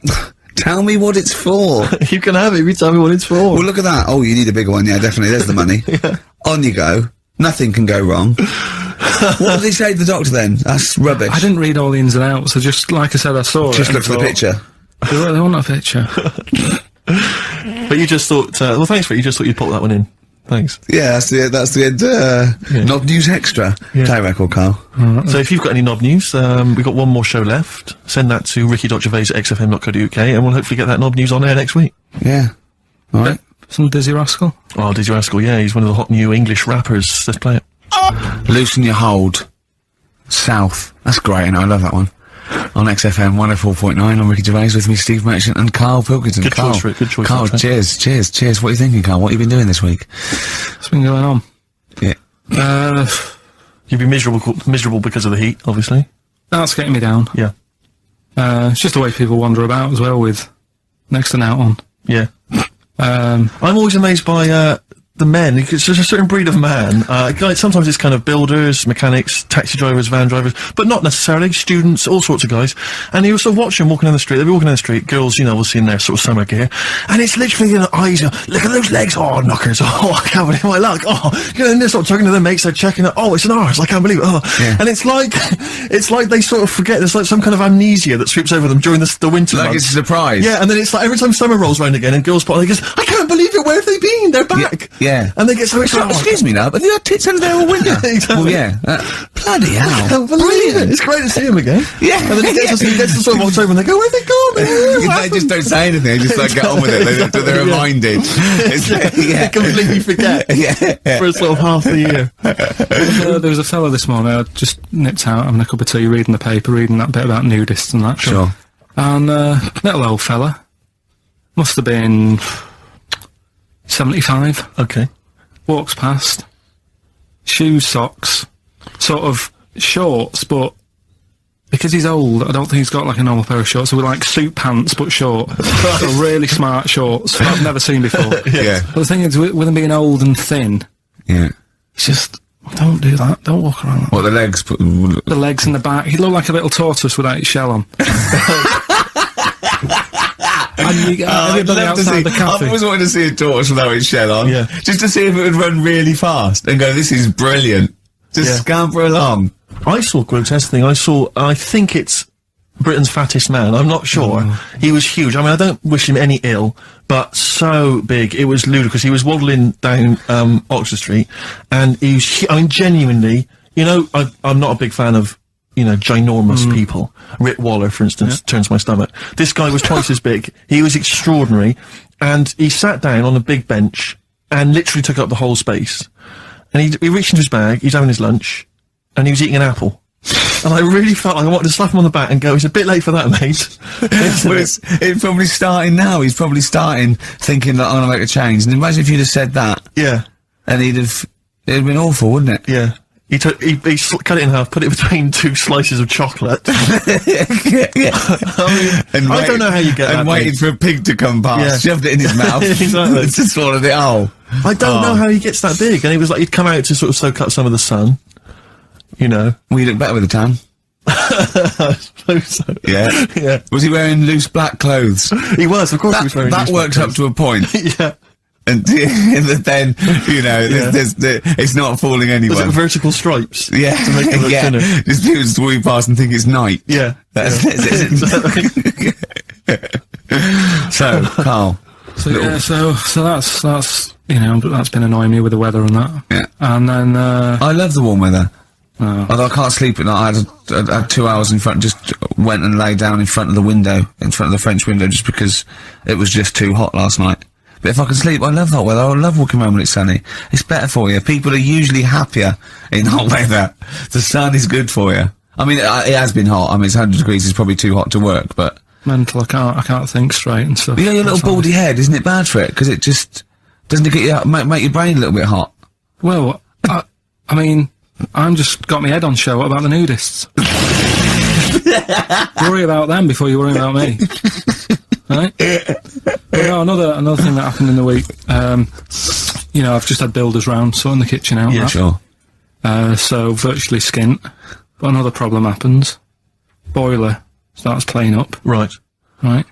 So, and you've got to have a shower in this weather. You've got to be able to have a shower and that and freshen up and what have you. Well, I have a shower every day anyway. I mean, 2 sometimes, but yeah. Yeah, but if you haven't got any hot water, you can't, can you? Right? Cold shower's alright, isn't it? Mm-hmm. Go on. So anyway, fella comes round. Yeah. 90 quid. 90 quid. 90 quid. All he did, turns up, says, oh, yeah. Just bang it. 90 quid. Bang the boiler. That's 90 quid. Last time I banged a boiler, it cost me 90 quid. And there was a lot of leakage then. So I you know. I understand where you're coming from. Yeah. I do sympathise. But you know, like, I catch them out as well. Do you know, like, you know, I know they're up to no good and stuff. They don't earn the money. Sure. And he was in the bathroom, so I sort of creep up and I try and stick my head round the door to see what he's up to. When a bloke in the bathroom? Right. It's weird, isn't it? So you creep up to a man in the bathroom and put your head round without seeing you. Go on, though. Fair enough. Right, do you want to go over what happened that time when we were in the pub and I go to the toilet and you're trying to get in? What happened? Is that normal? Go on, what happened? Go on, I'm not ashamed. What happened? Go on, say it. Say it. What happened? Well, don't start a story and then don't finish it. Come Or on. we'll do it later. Tell us now. He was in the cubicle, and he got in the cubicle to have a piss to avoid me annoying him, right? So what I did, I got some of that liquid soap, and I just put it over and squirted on him, and he came out going, look, it looks like someone's just effing jizz on me. I've got effing jizz on me back. I had to walk through Soho without me back. I was walking through Soho, and when was it we had to go to the, when we went to the Ivy with those people? Wednesday. Or something like that, yeah. We had a business meeting, right? And, we were walking back to the Ivy, it was about 11:30, and I was going down Old Compton Street, and as I got to just going past Mamma Mia, something hit me on the shoulder. I looked down, and obviously it was bird shit, but just for a split second, I thought it looked like jizz, and I just thought, oh God, because, no, and I sort of wiped it off, and I thought, right, I got to wash my hands and like get in. It obviously wasn't jizz, it was pigeon shit or something, right? But I had this pamphlet once when I was at ULU. Terence Higgins Trust left this pamphlet, and it was all stuff like safe sex, and it was stuff like, honestly, I swear, it said things like, you don't have to have full anal intercourse. It said you can do lots of other things with your lover, like, it said like come into some fruit, e.g. a melon. It says, with friends, just come on the back of one of them, right? And then this is the bit that made me think, and I thought, oh my God, when I looked down sort of my shoulder, it says, come out of a window. Yeah, on any passing celebrity. Oh, God! Oh, I'll get that pamphlet. If anyone's got that pamphlet, it was brilliant. So, yeah. Good, right, well, let's play a Do you record. reckon Noel Edmonds did stuff like this on his show? He's back. Oh, dear. Smiths and Usk on XFM 104.9. Before that, we had Spunky News. Spunky News. Coming up, Monkey News. That's the sort of linked. This is Dr. Fox is no better than this. No. You must see we're getting better now. Yeah. Have you got any other news there, Carl? Well, you were just talking about bird muck. What a classy show this is. Yeah. Bit of it, I imagine someone just having a barbecue, tuned into this. Yeah. Can you turn the radio off? He's talking about coming out of windows again, darling. It's putting me off my sausages. No, what? I was walking down the street and this pigeon, sparrow, whatever, did its thing, and it landed on my ear, and I was like, oh God. So I thought, well, I'm not going to wipe it off. Why not? Because I don't want to get it on my hands. Right? So I thought I'd leave it till I get home. So it's probably So you went to work. Oh, met some friends. Yeah. Not about midnight. Went on the pool. So I was best man, so after the speeches, that is brilliant. It was on there for, I don't know, half an hour or something like that. Brilliant. Get home and get Did it some- not kind of slowly ooze down your neck? No, it was fairly hard. Right. And, sort of corroded my ear. What are you talking about? Why did you leave it there, though? Why not just wipe it off with something? I didn't have I can anything. walk round with... Pop in a newsagent and buy some tissues. But then I look stupid. What? do you mean? Where is the bird smuck on your ear? Brilliant. They're all wearing that now. But no, what is it they eat? It's alkaline. No, it's really strongly alkaline, isn't it? Or is it acidic? I don't know. Maybe someone knows. Is bird muck acidic or alkaline? But it's corrosive, yeah. Weird, Yeah. isn't it? Weird. Weird, It isn't it? didn't seep into your brain. Yeah. Listen, do you want to set up Songs of Phrase? Yeah. Oh, God. If you've not heard the show before... I thought we weren't doing this week. I thought we weren't. No, we'll do it once, right? And then next week's the last one, so we'll do Rockbusters. Leave That them might be the last one ever, depending on whether Carl decides to come back Yeah. in October or not. I'm bored of it. I told you I'm bored of it. Why are you bored with it? I get bored quick with stuff.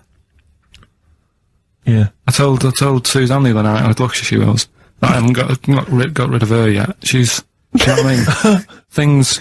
You put on a soft music though first, didn't you? You didn't just like start getting that around. you opened a bottle of wine. You know you're a very lucky girl. Sorry. Well, I usually get bored with you and that. Yeah. Oh, dude. You're lucky you haven't pissed off. Yeah. Do you want all the champagne or what? Well, she was annoyed the other Carl, night. what's that on your ear? Don't worry about it. Pigeon shit, aren't it? We're walking to the pictures, right, to go and see Bruce Almighty. Sure. Why? And just something to say, innit? Yeah. So you were trying to sneak in the back.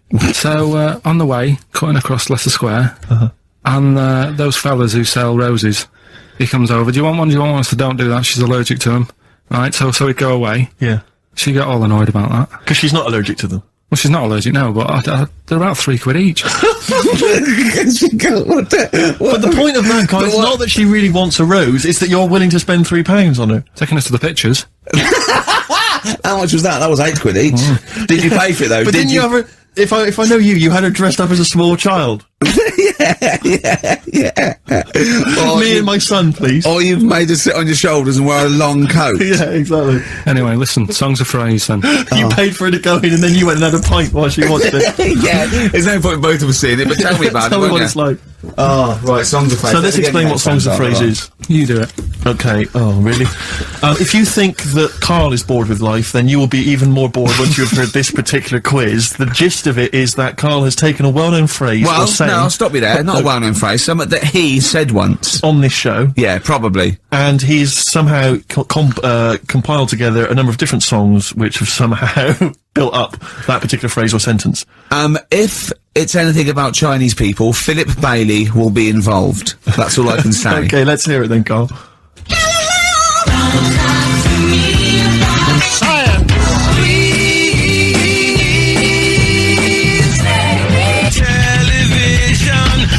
Right. Alright, I don't know what that is. I don't know what that was. This is appalling. I don't know This is what appalling. that is. Carl, I do not know what that is. What is the phrase?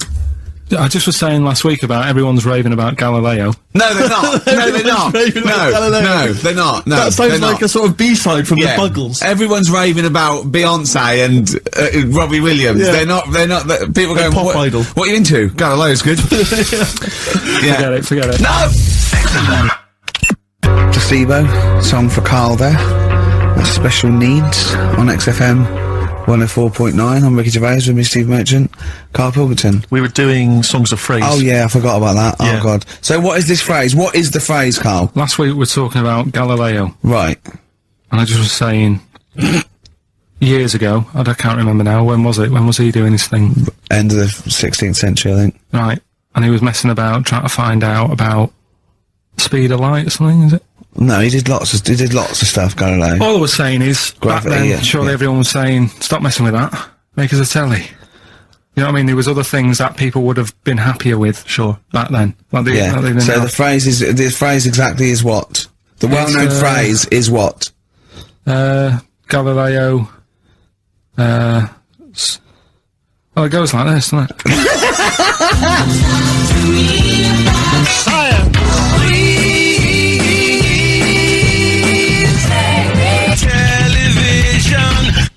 Right. So it's Galileo's stop Talking to me about talking about science. science, make me television.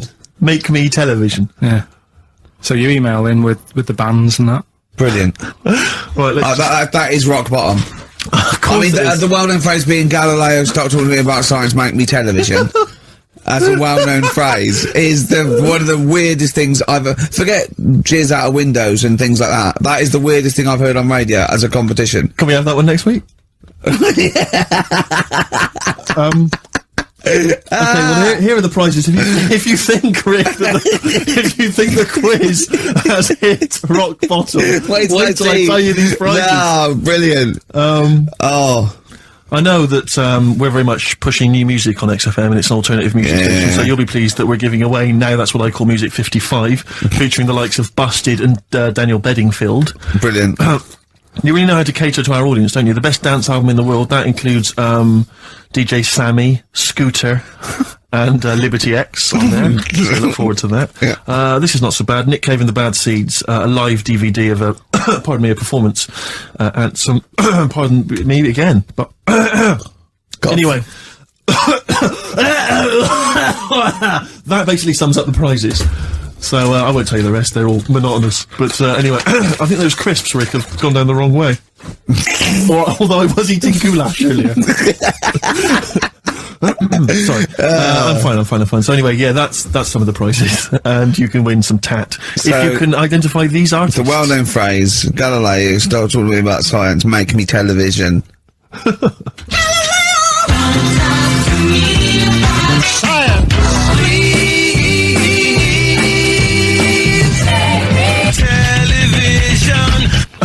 I just It's email in. appalling. But easy this week, I think. Those, yeah. Play a record, Carl. I mean, it's ridiculous. Ricky.gervais@xfm.co.uk. It's the Pixies. The Pixies on XFM 104.9 holiday song. You're talking about people coming round and just banging the boiler and charging 90 quid. I think it was last Christmas. We had a dripping tap, right? And it started off just dripping a little bit, and then after a cut, I thought, you know, we'd get that sorted out. We couldn't actually turn the tap. It was just solid where the washer had gone. And then over Christmas, like before Christmas, it just started flowing. It was just like on, and I was thinking, this is terrible. It was terrible. It was a hot tap, and of course everything. The caretaker gone away. Everything had been closed down. So I called out an emergency plumber. Christmas, Yeah. like he couldn't get it. Just turn the tap off, right? So he was trying, and in the end he said, well, what I could do is I could just squash the pipe. right, cut the pipe and squash it, and then you could change the whole thing. I went, yeah, whatever, right, because I can't have this. So, he said, I've got to go to the van, and he got this tool, came up to squash the pipe. He was only a young lad, right? Wasn't strong enough. So I had to help him squash the pipe. Right. He squashed the pipe, cut it, put a little nozzle on it, you know, just to seal it, right? And I was 180 quid. 180 quid? And I was gonna say, surely that's half mine. Yeah.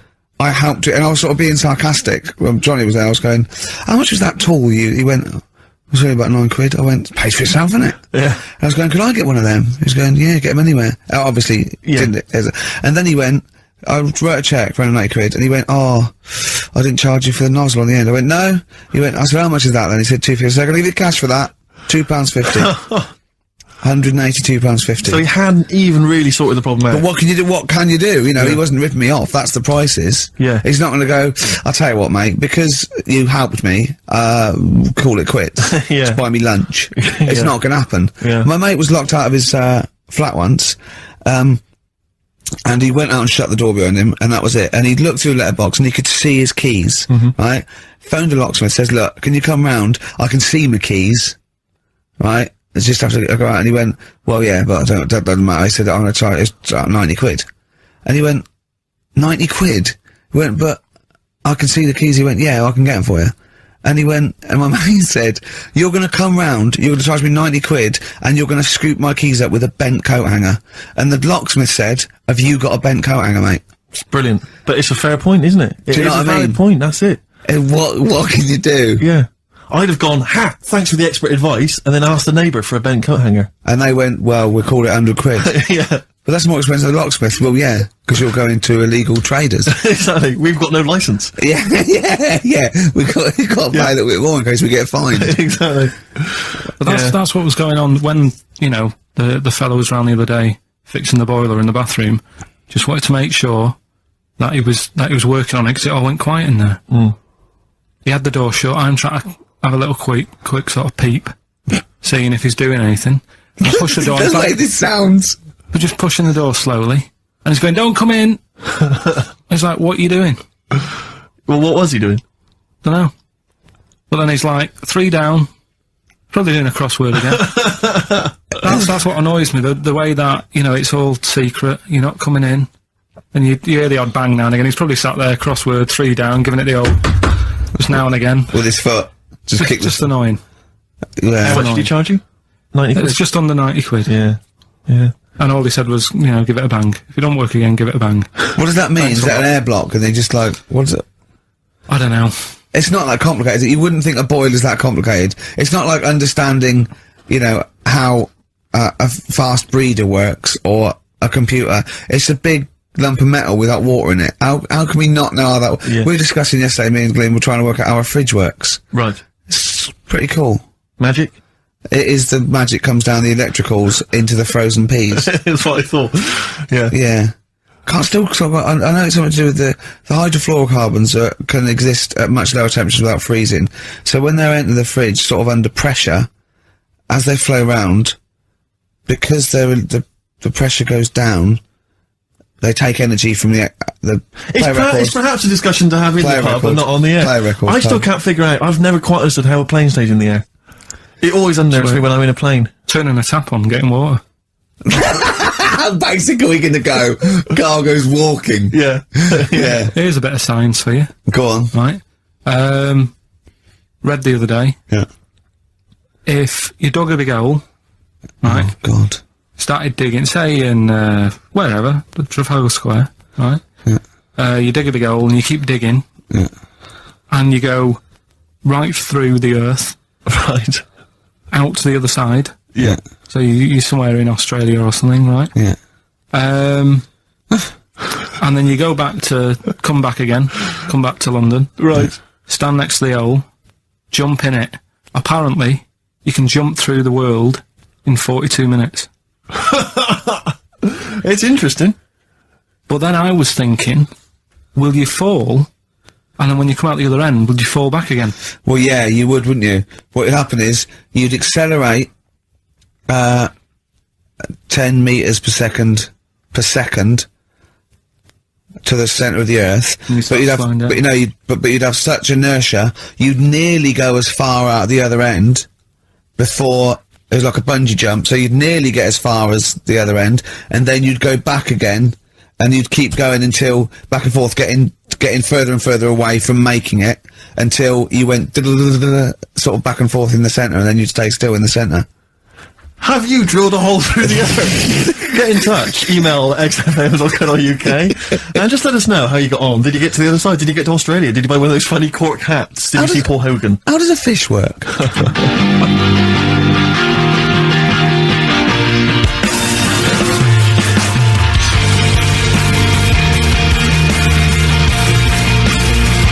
Darkness, growing on me, XFM 104.9. I'm Ricky Gervais, with me Steve Merchant and Karl Pilkington.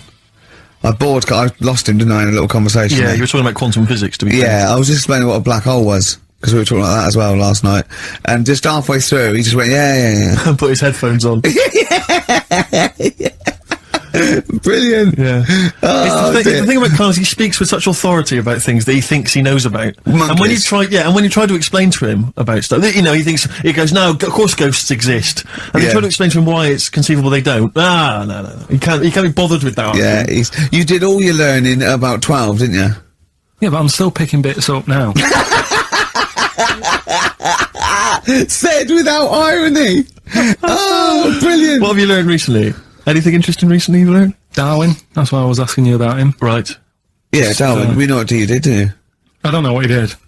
I just read the other day that they've got a treatment for whatever illness he had. I thought it was a bit late. Can you imagine that, saying that to his family? What did Darwin do? I don't know, you were just trying to explain it to me, but I'm busy doing stuff, aren't I? I can't take it all in whilst I'm sorting the ads out, putting CDs in. You know what I mean? Ticking off the knob news. No, but he formulated the theory of evolution based on natural selection. Yeah, but wait, though.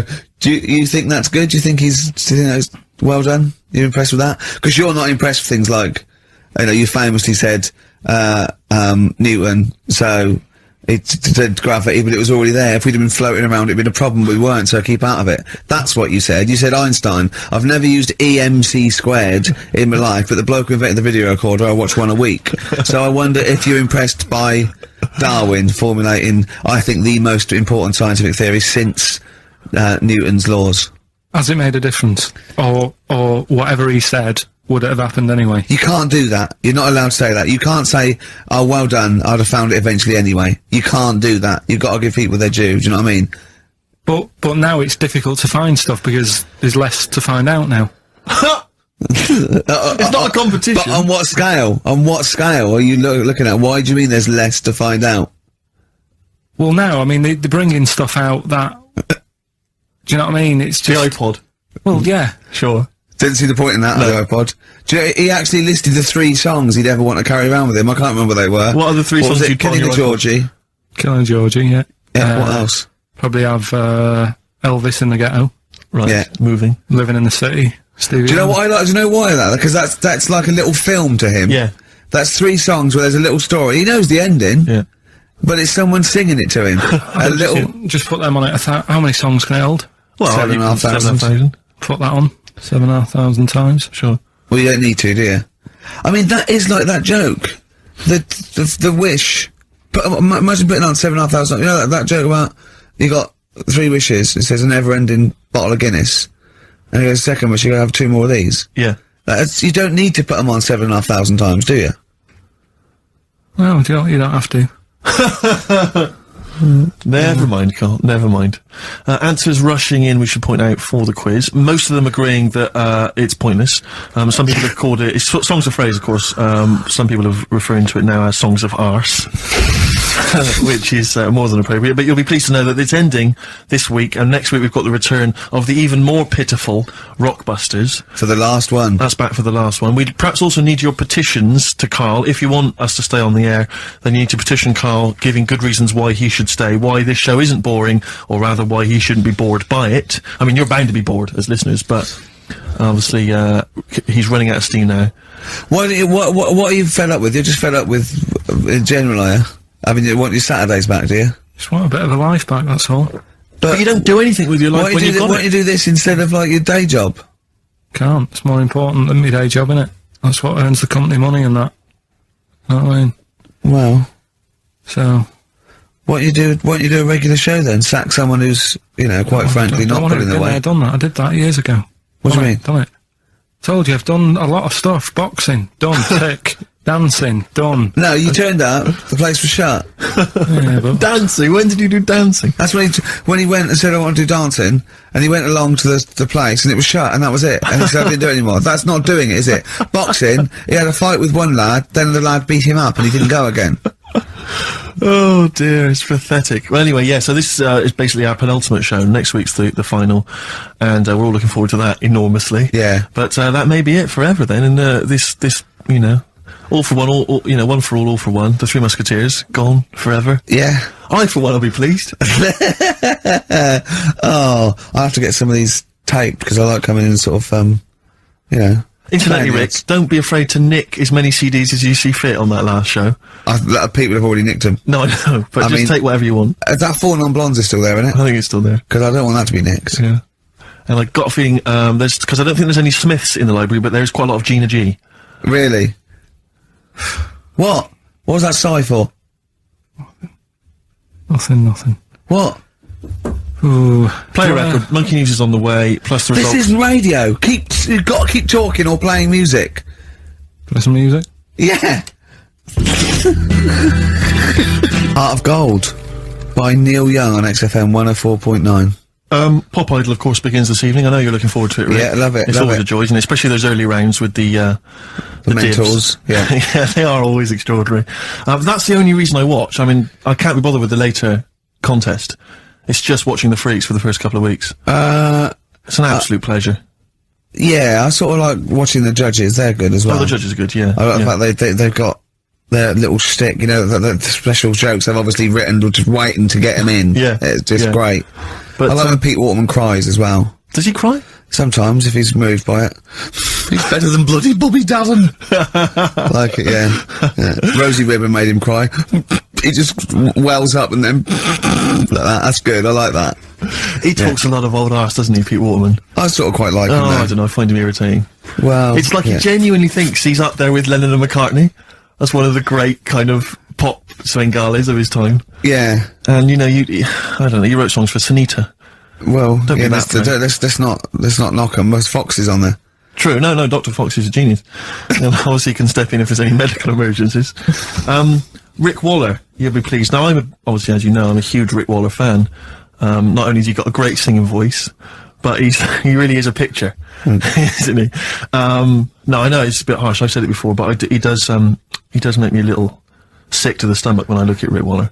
And to be honest with you, it's his own fault. You know, he went in Celebrity Fit Club, he had a chance to sort things out, and his attitude was wrong, and he didn't trim down, and he's, for want of a better phrase, a bloater, and slightly grotesque. But, you know, he's in the paper this week saying that it was all because of his image. He didn't fit the stereotype of what pop stars should look like, blah, blah, blah, blah. Well, he's disgruntled by this. He's got a great singing voice. Well, he has got a great singing voice. But the point is this, Rick, the point is this. Since the days of Elvis, since the days of Bing Crosby... He's not as bad as Elvis. But you're a star because you have to have the whole package. The voice, the sex appeal, everything. We know how it works. Kids buy it. It's pop music. That's what pop music is. You know, if you want to be a big fat bloater, you've got to at least be as good as Barry White. He isn't. Or Pavarotti. And so anyway, he set up an organisation. He's already got a band, you know, he's got So you're saying, get over it, the world should revolve around looks. Well, no, I'm saying pop music. That's what pop music is. I mean, this kind of obsession with, he should get a chance, But not on record.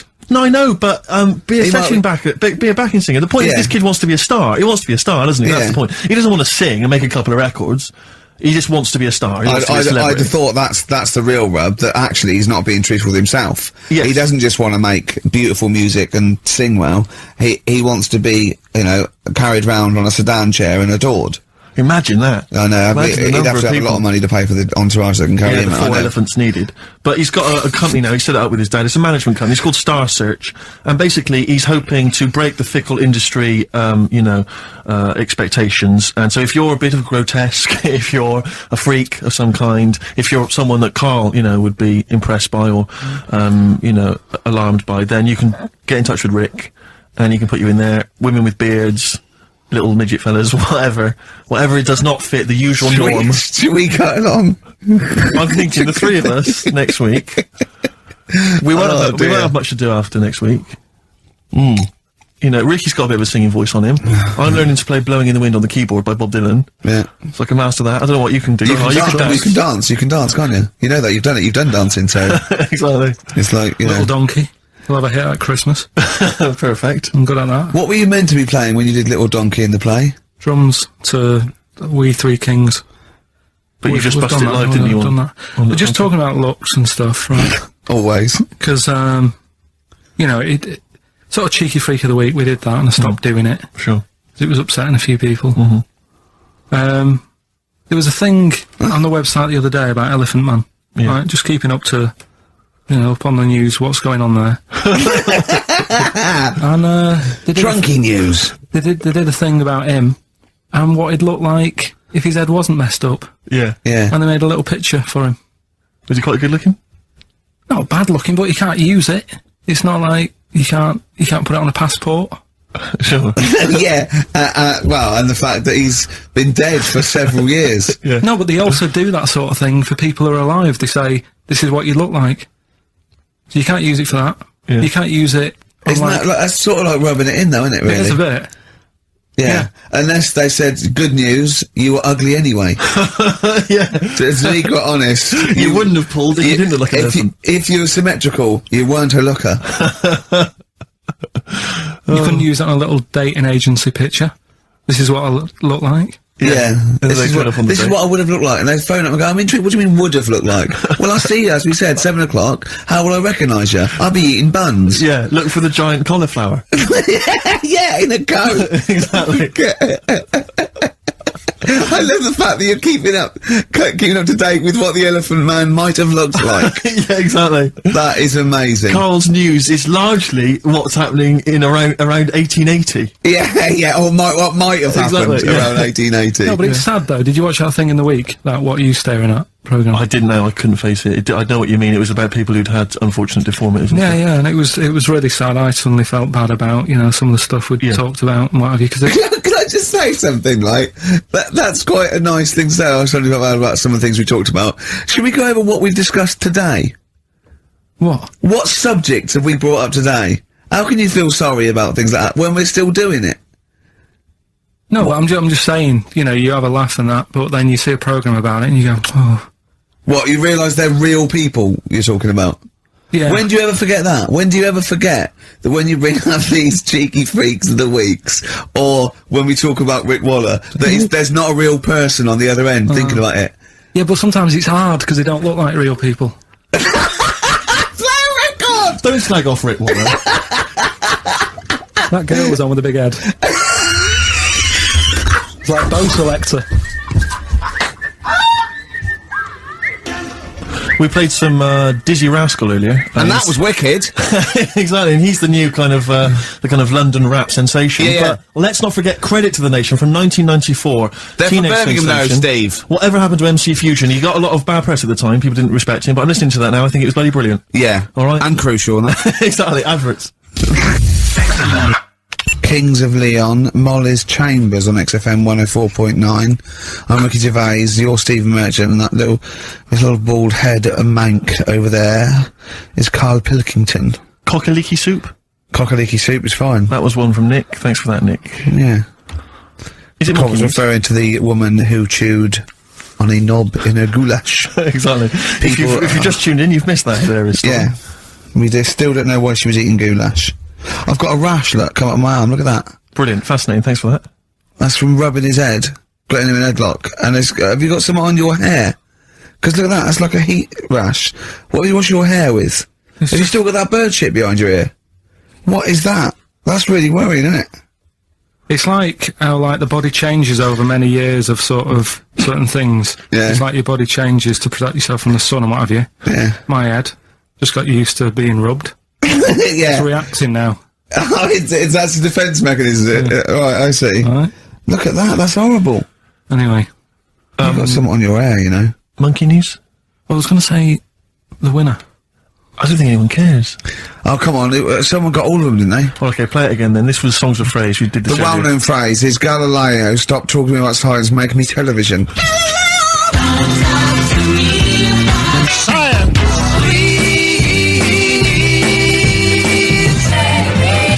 Television.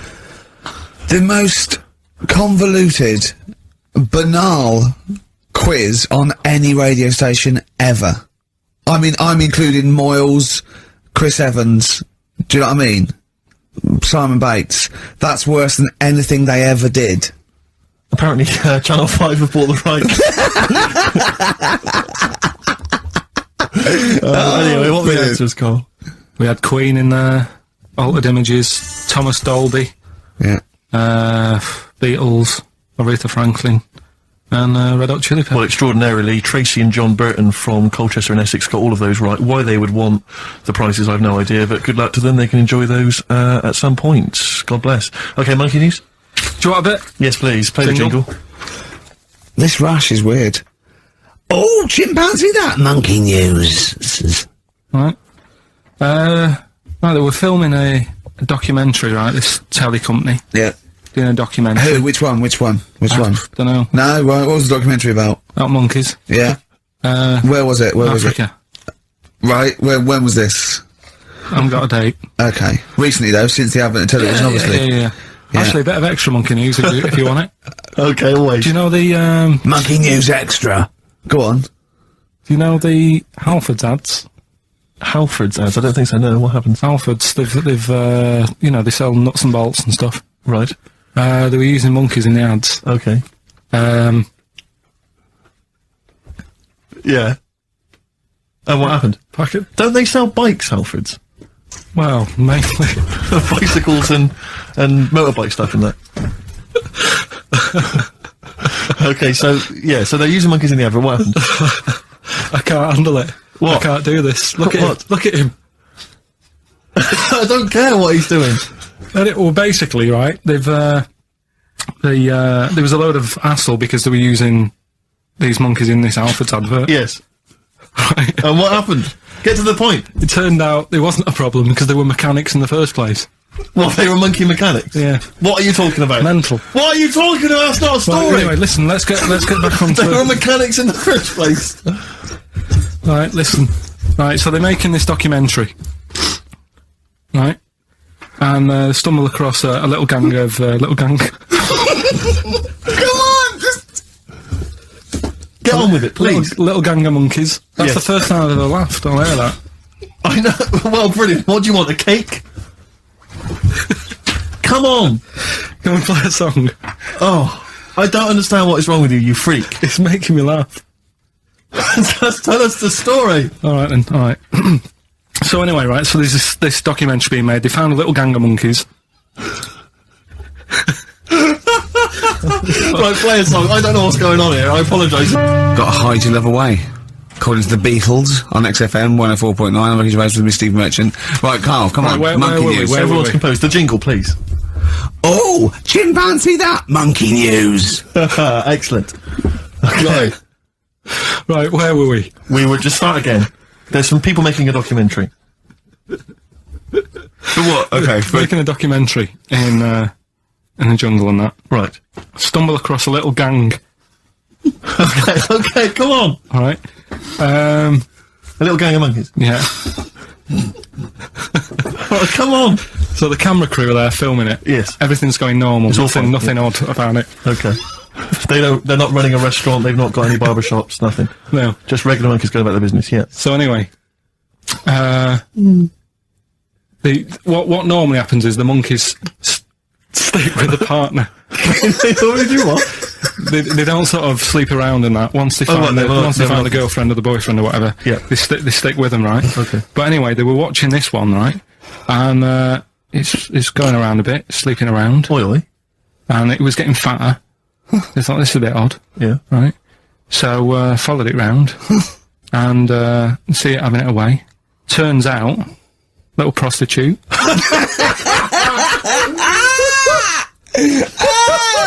Oh, God! It's a little monkey prostitute. And it was getting fatter because it was charging them bananas. What a load of old rubbish. It's charging them bananas! What was it, a boy or... It was a... Woman. Little woman monkey. That's the most extraordinary monkey news I've ever heard. Oh! That is genius! Has this documentary been televised? I don't think it's been on yet. No. And that's all the information you've got? Yeah. And is that's one banana for everything? The half a banana is for... Just oral. A poor job. Right. If you want full-blown, monkey sex, it is 2.5 bananas. Sure. So, Let's just play a song. let's just play... Alright, well, this is our penultimate show, so we're back next week. We're going to make it a barnstormer, I'm sure, lads. I want 100% behind it, 110% next week. Alright, none of this giggling, none of this infantile giggling, like two schoolboys. Right. Alright, we're going to come back, we're going to have some quality monkey news next week. We're going to have all kinds of treats, I would have thought. Okay. Some great prizes. Alright, are we okay? Yeah, We're all best behind show. that. Let's make next week the best show ever. Good luck. If you miss it, then you miss out. We're ending with a track from a couple of years back, I think it was 92, 93, Dinosaur Jr., Start Chopping. Play that. Start playing. Forget start chopping, start playing. Right. Alright? See you next week. Yeah.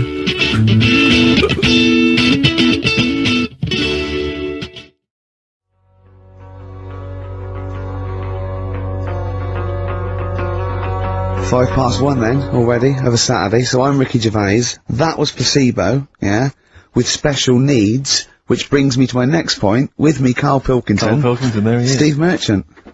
104.9. That's it. We're back then. Well, for one last time. Well, it's certainly the end of the season. We're away for at least, 2 months. We're doing the Office special. And possibly forever, depending on whether Karl decides he wants to carry on with this. Because, I mean, we do this for fun. We don't need to do this. We don't need to do this for,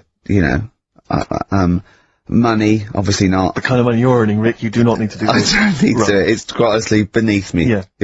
We don't need to do it to further our career because it's embarrassing being Didn't on your accountant XFM. say, do not even bother cashing those XFM checks? It's not worth your while. No, it's not. Yeah, the time it took to sign them, Exactly, it wasn't worth it.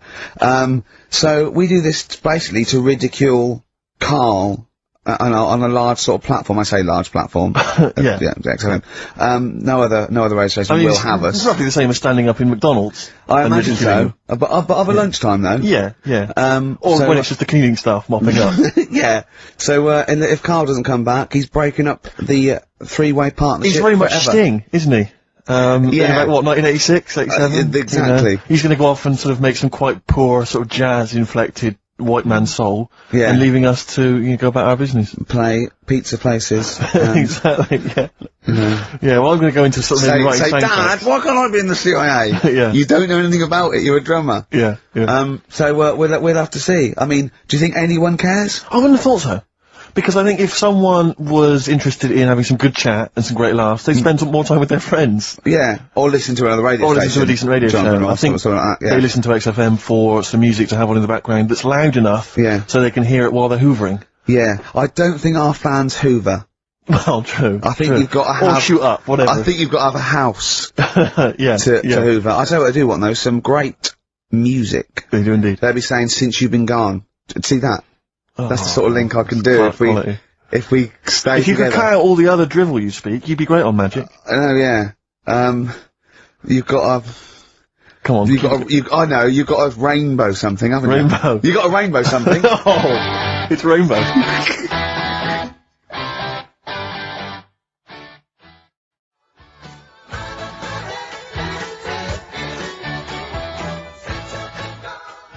Well, I mean, for a last show, that song had everything. It's got 2 guitar solos. Yes. It's got a key change. It's got bad grammar, Since You've Been Gone by Rainbow, and that's for Camfield, the Prince of Rock. Yeah. He's going to be the king when Vance you know, just hands over his crown. Yeah. And you've still got that on XFM, so, you know, don't worry about us going, oh, you weren't? Oh, okay then. No one cares. No one cares. This is our last show, let's make it a good one. Let me give out the email address, because I imagine there's going to be a flood of emails Saying, demanding please, them to stay. Carl, keep the team together. Yes, it's Jono.Coleman. Coleman's not a team. He's just a big lad. Yeah. Right, come on. What do you mean, come on, I've got nothing. Ricky.Gervais. Oh, Ricky.Gervais at XFM. Or Karl.Pilkington, because you can do it throughout the week, you can do it throughout the 2 months. And, what's the phone number for XFM? 0207, is it 766 6000? And then just ask people through the car and leave a message on his voicemail. Yeah. So email him a lot. 0207 766 6000, I think, and just ask for Karl Pilkington. Yeah. Little Karl Pilkington, little baldy mank twit. And say, please stay. Yeah. Please stay. Carl, say something then. How are It's you your now? last show. Say hello. What are your feelings, Carl, so far? I mean, are you tearful? Are you upset? Not at all. No? Can't wait for 3 o'clock. So it was interesting how Ricky was saying he only does it for the fun. I haven't even got that bit. Yeah. I am paid peanuts to work Saturdays, which wrecks me weekend. Pay peanuts, you get monkeys. I have no fun. Yeah. Right? You're having a laugh. And what people You forget love is- this, you love this, you love me coming in and having a little chat beforehand and after. Yeah, but that's the funny thing, innit? Listeners just think, why does he get so moody about it, having Ricky annoying him just on a Saturday? Yeah. It's not just of a Saturday. Why? It's in the week as well. How do I way annoy you? over the How do I annoy recommended you?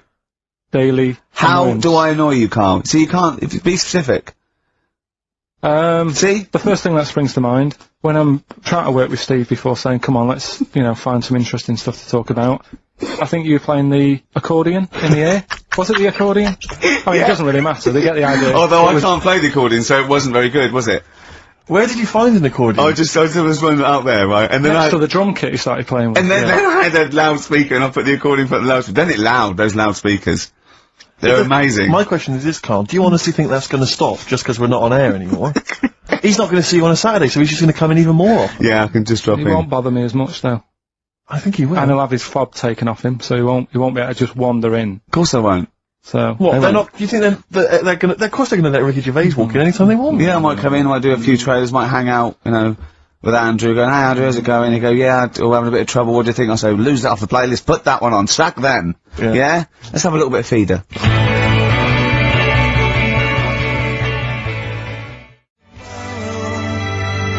Feeder. Forget about tomorrow. At least we're here today, Steve. The 3 of us for an hour and a half more.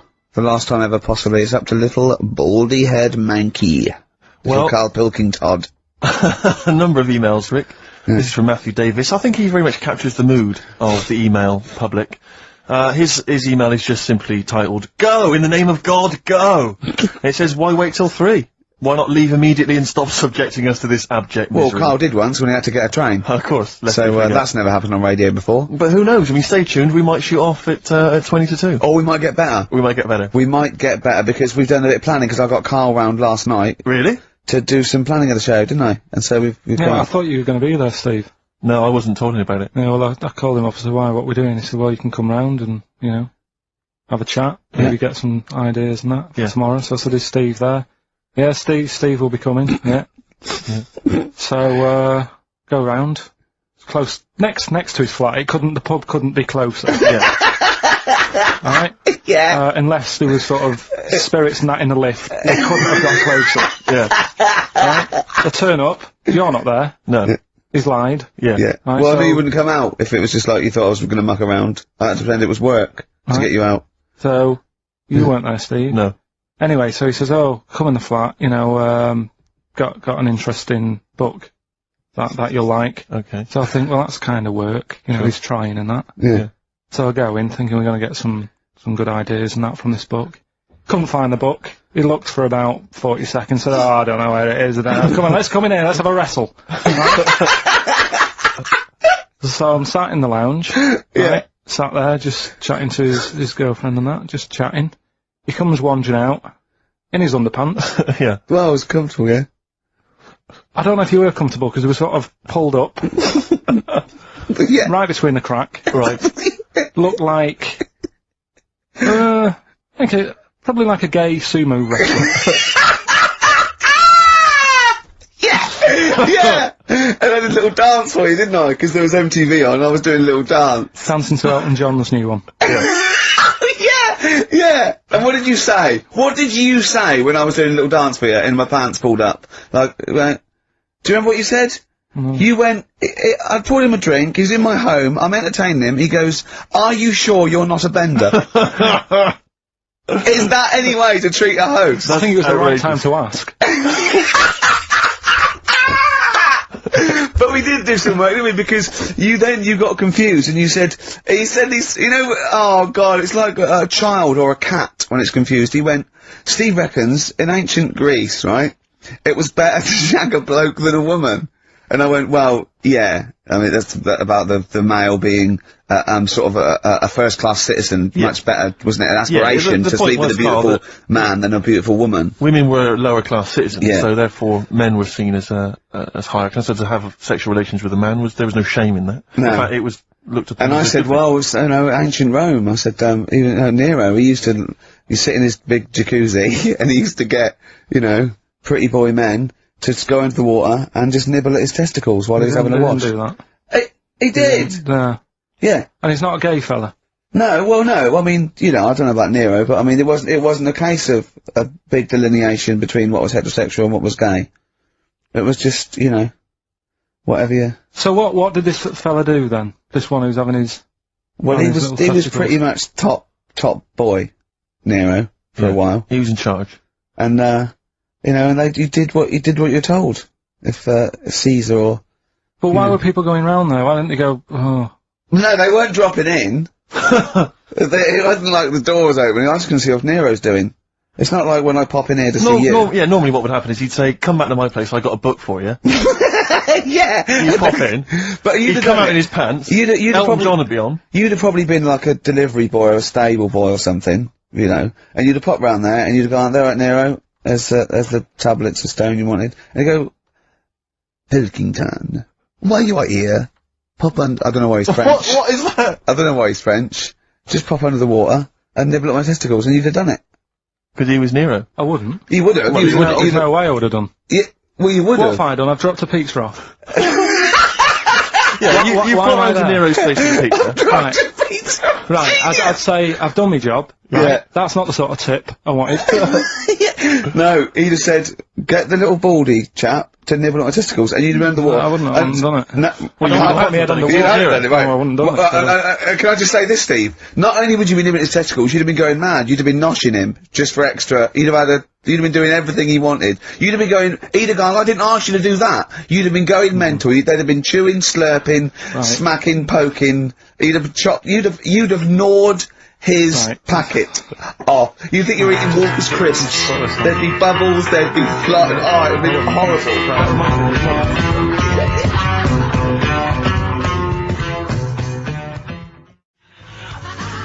The Beatles from the soundtrack to The Yellow Submarine, actually, and that's Hey Bulldog. On XFM 104.9, our last show, maybe. Me, Ricky, Steve, and little Karl. Alright, Karl? But, that book, that wasn't a fake. It wasn't like just a ruse to get you back to show you me and dancing in my pants to Elton John. It's that, What was your girlfriend doing during that, instantly? I think she was just getting on with sort of like packing up sort of boxes because we were moving. She was, sure. I don't think. Well, she's seen it all before. Yeah. And the book was, do you remember that book that I showed you? That, it was, A Man's Body, an Owner's Manual. And it's just like loads of stats. And there's one in there. Yeah, it's kind of like a Guinness Book of Records of men. Yeah, there's one section there. There was, sorry, hang on, it's not like Guinness Book of Records of men. That just sounds a little bit like you and I were sat around your house looking at a big book, pictures of men. The Big Man book. The Big Man book. He is a big man, isn't he? Yeah. He should be on the front cover. Yeah, it was a book more about the kind of physical body and Exactly, about statistics biology and social and, you know, sex and all that sort of stuff. And, But we didn't look at the sex. Which is where we got the, knob news for today from. Right? This is true, right? I read that oh, you have someone's eye out! Knob news! Then you've got the jingle. Yeah. I read that the smallest ever functioning penis, right, was under 3/4 of an inch when erect. Extraordinary. That is bad luck, isn't it? And it's a micro penis, so it's perfectly scaled down. Just a little look at Karl's face. Well, couldn't the fella have said, look, right, I'm not happy about it, so don't print it. It's not the sort of press people want, is it? There wasn't a picture of him. It was anonymous. They didn't read the book and, at work the next day and go, look at this, Frank. What? Smallest ever penis, half an inch. He didn't go, it's me! He just went, yeah, loser. Yeah. You know what I mean? Anyway, let's have a shower. I'm alright. I'm alright. He must have had to have a little jod with a pair of tweezers. Yeah, presumably. Because you couldn't even get a fist, I mean... No. That is bad luck, isn't it? Was he a good-looking fella? What would you do, right, if, he'd invited you round and said, right, and he was like the king, right, and he went, oh, Karl, can you just go in there and just nibble at it? And you've gone under the water, and you're just about to nibble at it, and you come up and you go, that's tiny. Would you be disappointed or relieved? Right, well, that wouldn't happen. No! Karl, I'm saying if it did, would you be disappointed? Would you go, oh, I can't even I don't know where to start with that? Or would you go, oh, thank God it's not a big one? You've got to remember that he's the emperor. So you've got to do what he says or he'll have you killed. What would you do? Would you go, oh, I lovely set of tackle, or, oh, it's not as big as I wanted, or would you secretly think, I'm glad it's not big, because I didn't want to, because I'm not that guy? I'm not even gonna think about it, because I wouldn't do it. I know I wouldn't do it, even back then. Even back then? What do you mean, even back then? What? When was Nero at it? What? Well, the Roman Empire was sort of like 2000. Well, it stretched up for to years. about, yeah. So, it's a long time ago. Yeah, I wouldn't do it. You'd have to. I always remember, we're still doing Knob News? Yeah. Just the... Knob News Extra. Knob News Extra, excellent. Well, in, I didn't do that well at school and that, right? But we had biology. Mm-hmm. And I didn't take much of it in, but there was one day when it was about, Knob News and stuff. Sure. And it was all about how, blood, is what makes... Engorges. Yeah. The erectile tissue. Sure. Yeah, it was all about that. And, there's this girl in our class called Paula, right? Who was sat there watching it, and she fainted. You just heard her go, oh! And she hit the floor, right? Because we were all sat on top of the desk watching this. I wasn't that interested in that. No. I wasn't looking at it and that. But Paula, right, she fell over. And the funny thing was, right... What was it, a video? Yeah, a video of, like, this blood... Yeah. Doing the business to this fella's member, sure. Right? And, she fell over, like, and everyone's like, oh, what's up with her? And the teacher was trying to, like, wake her up and give her water and that. And it was really weird, because then the nurse came in, and yet this video was still playing. And the nurse came in, what happened while she's seen this? Yeah. And you could hear, like, then it was going on to, like, sex education on the video. It was all done from start to finish. What happens, da-da-da-da, and by the end, and she was still out cold by the time it got to, like, and then they had a baby. Yeah. Right? And that just reminded me of it. So it seems to me that was a sex education class. She fainted when the penis got erect, and when she woke up, a baby was born. That's probably what she thinks happens. She's wandering around now. And the whole class just missed out a bit, because they saw someone if she's ever with a bloke and he gets an erection, she just goes, oh, no, well, that's it. She was a bit of a class tart, really. That's why everyone was like, what's Karl.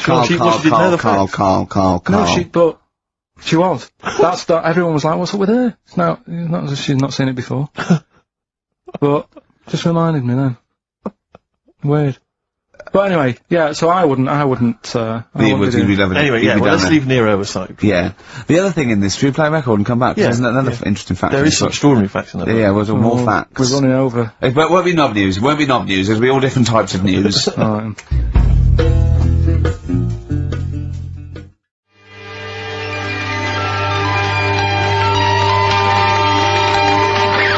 Libertines, don't look back into the sun. On XFM 104.9. I'm Ricky Gervais, with me Steve Merchant and Karl Pilkington, for possibly the last time ever. I was coming in today, Steve, and I was walking just past, Shaftesbury Avenue, at the beginning of Shaftesbury Avenue, and, it's sort of a little bit of a tramps corner going on there. And there was a couple of tramps, proper tramps, already had a few, and about sort of like 40 maybe, right, or that they could be 30, they could have an hard life, they probably have. But he was going, John is coming down, but Les isn't gonna make it.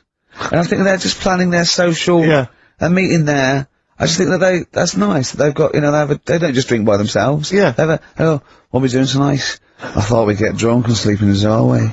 We did that last night. But I just like the idea that they're planning it. And they've got mates and they do stuff and they go, alright, how's it going? Well, we know it's going. Yeah. I'm sitting next to you in a pile of piss. You know how it's doing. See, I was also thinking, do you think they ever wake up, like, before they've had anything, at 9 o'clock and go, oh, I was pissed last night. Yeah. Oh. You were talking absolute rubbish. What was I doing? You were just going, I was, you were just shouting at cars walking in the street. You were joking, was I really embarrassing? Yeah. Well, you were pretty drunk. I'll tell you this, I am never going to do that again. Oh, but at least I didn't make a pass at Dirty Agnes. Oh, God, what did I do? You were just going, yeah, please, yeah. Just love the idea they have no little conversations and that. Okay. I imagine one of them going, I'm not coming out tonight, I've got no money. Nor have we yet. I'm just gonna go and dance. Just go and dance outside McDonald's. Seriously, I only made 18p today. You know, because I've always had a soft spot for the homeless. But do you remember that time I was walking over to yours once, and, see, there's the homeless people, there's those ones that, they try to retain a certain dignity. They won't just come up and ask you for money. They'll come up and maybe try and start a conversation before introducing the fact. The fact that what you despise and annoys you is the thing they're trying to hold on to is a little bit of pride. I know. And what do you want to do? Well, just be crushed in a skip, going, just give me some money, look at me. I just think, come out and say it. You know, come out and say it, but don't try and fool me, because sometimes I feel like I've been tricked. I get annoyed because I feel like I didn't see you coming. You came out of left field, you know, I didn't know you were a tramp. I imagine the fact that they're bare-chested, apart from a blanket with their hand out, covered in sores, and no teeth is a clue that they're probably... Not really. This was one of those ones, you sometimes see them, the ones, they're slightly older, and they've got a full suit on. They wear a complete suit, like a pinstripe suit or something, with maybe trainers, admittedly. Yeah. And I sometimes think to myself, you know, at what point in that moment before they finally left the house for the last time, did they think, well, I'm gonna be homeless. I want to look good if I'm going to be homeless. I'm sleeping rough. But it does happen quickly. It sort of happen. It can happen in a matter of days or weeks. Anyway, listen, I'm not begrudging the fact that he asked for money. That's fine. I just felt a little bit annoyed because I thought he was an ordinary person. Right. And he came up to me and he said to me, go on. And he said to me, excuse me, mate, have you got the time? And I said, whatever, you know, 3:10. And he went, have you got any money? And I knew that. I was annoyed. And it annoyed me because I thought, I should have known straight away. I mean, a homeless person, you know, I sensed it straight away. Yeah. Excuse me if you've got the time. I wanted to say to him, where have you got to be? Well, yeah. What appointments have you got? Well, no. Maybe he goes to work, he starts begging at 3 o'clock. Yeah, he asked all that day, he goes, what time? They go 3:45. You know what I mean? Then he goes, oh, give us some money. It's 3 o'clock. Right. Maybe he has the mornings off. It might have been his day off. He was doing half day or, you know, shift work. Yeah. He might, you know what I mean? You never know what shift they're on. I just think when you see those people from shelter or from famine relief in the street, they've got to wear those little things over their clothes that say where they're from, or at least some kind of name tag. Yeah. So you know when you're stopped by them, you know what to expect. They've got a clipboard. I know. These homeless people who come out of there, they look like regular people. They come lurching out like zombies. You go, oh, you think that's an attractive woman? She's just come over. Oh no, look, she's got a dog on a piece of string. I know, yeah. I just think they've got to come out with it. They should just come out with it. Just be honest. Be proud. Those people with their things sometimes annoy me. Is where they stand right in the middle of the pavement. I have to zigzag. I have to cross the road 4 times to get through them. It's like playing Getaway on video, avoiding all these up and down Oxford Street. You have to really, they come out, worse than they recognise me. That's why I've got about 8 standing orders now where I've been caught. But I leave the house and it's just like people are trying to take my money from me. Between my house and the tube, there's just swarms of people trying to take my money from me. At any cost. Carl's got his first little direct debit, haven't you? £5 a week or something, £5 a month? Yeah, I've joined something to help Africa out. I quizzed her for a bit. I mean, she came over and she was saying... He was talking to her for about 40 minutes. Yeah. Just making sure your money was going to the right place. Yeah, I was saying, you know, why have I got to give you my bank details? This is the thing. And I was saying to her, I'm sure you'd make more money, right, if you just had a little thing that you put money in. I said, I want to help you out, right, but it's the fact I've got to give you bank details. And she's saying, no, this is the way we guarantee we make money. You know, we can help places out, because we could be out all day and we could only earn like 50p, whereas, you know, we know that it's worth us standing around. Yeah. So I was like, well, fair enough. So what's my money going to be doing then? And I think it's called Care of the World or something. Yeah. And she's saying we're giving them money to buy hammers, and we're not just going to give them money to blow in and stuff. They've got to like work and They don't give them money. Well, whatever. What did you think of these people just like on these drought planes? Like It's a gift voucher for being you. So they have to buy a hammer. No, That's but what they- they go with the buckets and go, oi, and they throw it up and they go, bundle! Yeah. she was making out anyway, right? She was nice enough. She was selling it to me. She said, you know, we give them the tools and they feel good because they're building up their own place and everything. Mm. And so fair enough, right? And now I've done that for 2 months. They've had a tenner off me already. I'm checking it, making sure they're not ripping me off and that. Yeah. If I ever go to Africa and I need a hammer, and there isn't one, Yeah. I'll be livid. You'd be livid. Because, you know, it is a lot of money. Sure. Every month, a fiver. Yeah. And, you know, you're talking about people hassling you and that in the street. I actually moved flat. The last flat I lived in, I moved from there because of the hassle. That Really? it was a high street, and you couldn't, like you were saying, you'd nip out for a loaf and spend about 40 quid. Yeah. just on people saying, give us the money for this. Samaritans, tramps, heart attacks, old people, whatever. It's like, so it ended up pushing me off that street. It was like, I can't handle this. It's getting crazy out there. They may as well have little stalls. Yeah. Hey, but listen, let's make the world a better place with a little bit of music. Oh, thank Bit you. of Bauhaus. Give generously, people. Come on.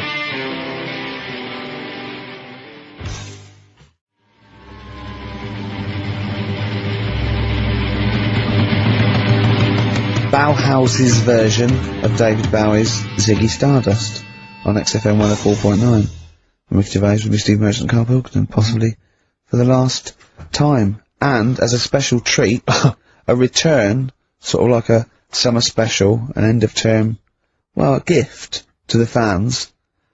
Karl is bringing back Rockbusters. Oh. No. Do you want to explain it? Rockbusters is basically Blockbusters, completely ripped off, done with music, that may or may not be a cryptic clue, and may or may not be the actual band name, and may or may not be the actual letters he said they were in the first place. Do you want to sort of describe one, though, in case someone's a new listener? Like, Well, Exploding Pet was Atomic Kitten. Yeah.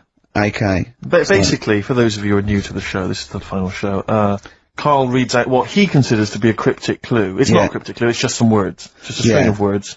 Yeah. And from that, you are supposed to deduct the name of an artist, or a group, or a band. We've had things like the Jamaican fella swinging a fish round, that was D Trout Spinners. The trout spinners. So that's that's the level of intellect you are getting from Karl Pilkington. What was the one- Just do the competition, what? I was thinking, was it she fell down in Whitney Texas? Houston. She fell down into a puddle in Texas. On a knee, wet knee, Houston. Yeah, so you said it twice, that's not cryptic, so just do it, come on. Right, so there's 3 of them, and you email in your answers. We've got some good prizes today and that.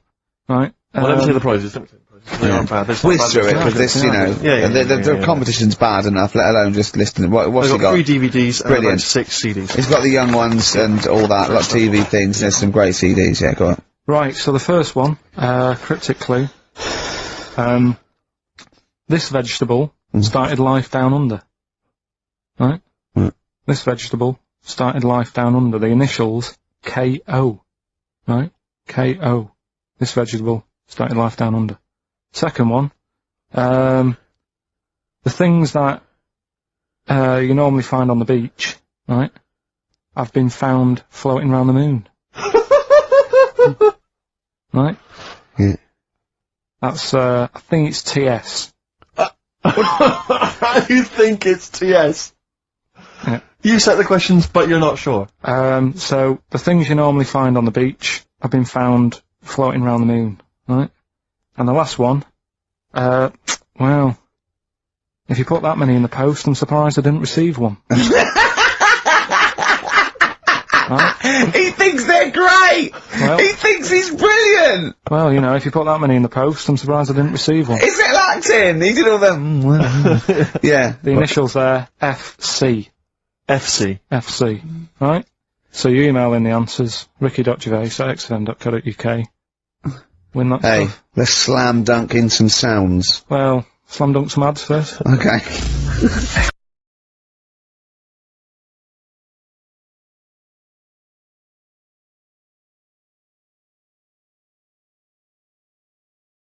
Hood out on XFM 104.9. It bloody better be. I know you're a fan. You've enjoyed it. You love a bit of hip hop, don't you? XFM 104.9. Yeah, keep it real. Hippie hop. Oh, it's So, really good. yeah. Yeah, sweet man, sweet. It's that Halfway kind of through. stuff, it's that kind of lingo and that kind of patois that they won't be hearing next week. No, I know. No, I know. Off making some bling bling. Alright? So, that's the sort High of... five. Yeah. Sweet. It's weird, all that talk and that, isn't it? I don't know what that means, Brilliant. Carl. Excellent. What do you mean? No, just all that bling bling and all that, because I didn't understand it, right? So I did a bit of research. Brilliant. That's what you should do if you don't understand something. Look it Yeah, up. I mean, always That's scope what it out. if you I always do don't that. I Yeah. always do that, though. You know I do that. No, I'm giving you props for even doing it. Yeah, so. massive respect and big you up. Yeah, go on. But, it's all slang. Right? Oh, Is it really? Is it really? So it's not- not in the... really? That's odd. No, I don't remember it being in Romeo and Juliet, but then... So Yeah. you didn't speak like that when you went to Oxbridge? What? Never mind.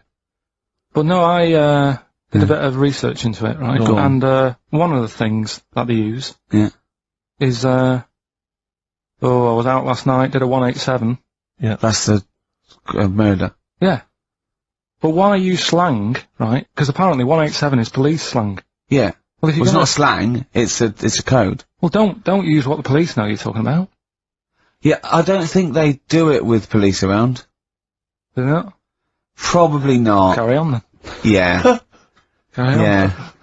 I always remember the Cockney rhyming slang supposedly originated because, you know, East End villains or whatever would make up their own slang so that if they're overheard Yeah. in conversation, then they won't know what they're talking about. But just look it up in some kind of Cockney rhyming slang. Yeah, I like the idea of okay, where is he? Where's Fingers? Wow, copper, I'm gonna tell you this. He's up the apples and pears. Exactly. Well, I don't know what that means. I don't Well, know what leave the house then. Yeah. If you don't know that he's hiding up the apples and pears, you might as well shoot off. Exactly. Well, I can't possibly figure that out, so I'll just have to shoot off. Yeah, where was he last seen? He was last seen with his trouble and strife. I don't know what that means. Well, you might as well shoot off then. Yeah, it's a perfect code. Of course, though, talking about Shakespeare invented 1,200 words. And slang gets in, so there are more and more words, and slang soon becomes, you know, the norm. There's no not real words and real words, you know, do you know what I mean? They're just as valid if they're common parlance, so they all become part of the, or they fade away and they're not used because they're a fad. Yeah, like waz up. Yeah. That's probably in the dictionary. That is, yeah, or soon to be. I was reading, was it a couple of years ago, you're gonna like this not a lot. Right. Got into to the popular things got in there. Imagine that. Yeah. You're gonna like this, not a lot. Zig a Zig I think got in or something. Oh no, girl power got in. Right, girl yeah, power as a common phrase. I Yeah, like I was your... Sorry, go on. No, you have to, you mate. No, it's just that with the slang thing. Did I tell you I was trying to read that book about the governor? Oh, yes. And that was full of that, and it had a page on the front that you had to keep going to when, you know what I mean? When he used a bit of slang, you had to sort of go, right, I don't know what he means. Glossary. Right. Just nip back, have a look. I thought you meant, when you said there's a page at the front, I thought you meant the cover with his face on. I can't remember who I'm reading about. Oh, there he is. Is this the book that you nearly finished reading, but you realised all the pages were in the wrong order? Yeah. He bought a cheap book, right, at a second shop, started reading it, loving it, then he started reading about this bloke, and he went from jail to school, and then he looked at the page numbers and they were all out of order. How annoying is that? I mean, never read books, do you? I never read one, right? And Suzanne, it was a weekend when we were going to Hastings because you two had done me head in, Yeah. right? She said, I'm going to take you away so you relax and what have you. So, ended up not relaxing because it was like putting a jigsaw together. I'd started reading it on the train, thinking, loving this. It's a really interesting story about this fella who, you know, didn't have a great life as a kid, starts getting into a bit of crime, what have you, turns out to be the governor. But it wasn't as easy as that, because like you say, it was, started off at school, then he was in prison, and he's like, oh God, he started young. And then, next thing is like married, and he's like, hang on, he's like 12. And then he's had a heart attack. And then, like, but I just thought it was part of the thing, because I read chapter 1, and then it did say chapter 12, but I thought, right, it's like that sort of done in that stylish way that everyone's doing. What kind of a biography? Look at that, it went Starts down. messing with the medium. I was born in the East End. Take one onion, add some, this is But it's the idea that an East End villain's going to write his autobiography, but think, yeah, I'm just going to play with the form a bit. I'm going to get quite postmodern with this. No, but... you know He's what I mean? barely able to write, probably. Yeah. Oh, well, they you did it could with- say that about him, Steve. I wouldn't. I think he's an educated man. Go on, next, Carl. But, yeah, just because it was like 2 for a tenner, that shouldn't be like, oh well, you know, you got a good offer, so... No, that's rare. It is, I'm yeah. sure the bloke selling it did not know that the page was out of order. Let's face it, Carl. You read it and didn't realise. Yeah. So you I can't love really the fact blame that him. you got almost half the way through before you realised. I know. Yeah. But anyway, you know. Still, that'll teach you, and that's put you off books for life, hasn't it? Well, I don't like getting into books now, I just read snippets of information. Play record. Play record. No, I was just going to tell you about a bit of information that I was reading. Okay. And I can't... Well, we play a No, record I've got first? time for a bit of drivel before we play next tune. Well, I'd rather hear a tune and come back for drivel, because I think people are tuning in for drivel, so let's tease them. Okay. Let's have a record, then some absolute shite from Karl Pilkington. Excellent. Look forward to that.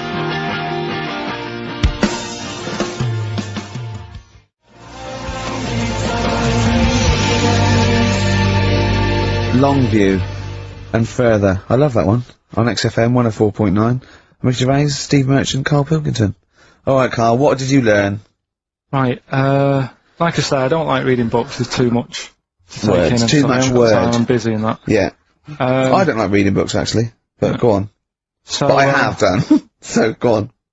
Right, so, I was looking in this magazine, right, and it was more about, do you know, I'm not that impressed with Einstein and Newton and that lot. No, why should you be? What have they ever done? Go on. No, but, you know the fact, you see, the Columbus thing, he's another one, isn't he, who got a bit of praise for finding America, Yeah. and it's like, someone else would have come across that at some point. Yep. Right? And yet, news this week, they've found 2 new types of frog, right? No one's making a fuss. And look how small they are, compared to what he bumped into. And that's what I'm saying. People make a big deal out of all these people who are finding stuff, right? Yeah. So, the next person... I mean, my head's buzzing, but I can't be bothered. I actually can't be bothered. Don't think this reaction's a good reaction. I don't know where to start with this drivel, but carry on. Right. So anyway, the next fella, who... Next fella? See, I don't know. You talk in riddles. The next fella I'm going to talk about, Go on then. Einstein. Yeah. Right, everyone raves about him all the time. Yeah. Right? So I'm trying to get into my head, Yeah. like, why he's amazing and that. Yeah. Right? Okay. So, did a bit of reading up on him in this science magazine. Yeah. Right? Now, I read it. It's only, you know, I don't know, 200 words, whatever, trying to get across what he worked out. But I read it last night. Is it and I was relativity you're talking about? like, yeah. Well, to say yeah, like, I just made that word up. Yeah. You heard that's, yeah. That was that's his what it biggest- yeah, Okay, so the 200 words, as far as you recall, So anyway, so I read it and I was like, I don't know what is going on about here, right? So Suzanne was with me. I said, can you read this? She said, I'm watching Sex and the City. Right? I said, right, but can you read it and explain to me what I don't understand here? She said, well, I don't understand it. It's great. It's like she's thinking, I haven't got kids. Yeah. And yet he still wants me to help with his homework and I'm Yeah. watching telly. Yeah. I've been at work all So day. she said, look, go in the bedroom and read it out loud to yourself. Maybe it make more sense if you read it out loud. Yeah. Right, so I said, right, I'll go and do that then. And it was good because it's cool in there anyway, right? So I went in there. So, read it out, twice. Went back and I said, I don't get it still. Right? So she said, right, wait 10 minutes and I'll sort it out. So I was sat there looking at it, trying to work it out before she had to look at it. I was like, no, forget this. Now, what he was saying is, Yeah. if you send a man to the moon, Yeah. right? Yeah. He was saying, to the fella in the rocket, Yeah. it would seem like 20 years to him. Yeah, not the moon, but yeah. No, that's what it said the moon. Well, it wouldn't, because it's only about... No, but listen. So it took 20 years to the fella, yet people who are on the Earth, it would seem like 2000. Yeah, because time is relative, not... I don't What do you mean? Right. Well, listen, the fact is that it's tending towards the speed of light where it really makes a difference. They've even done it with atomic clocks where they've sent one up in Concorde and it's like 0.01 of a second difference.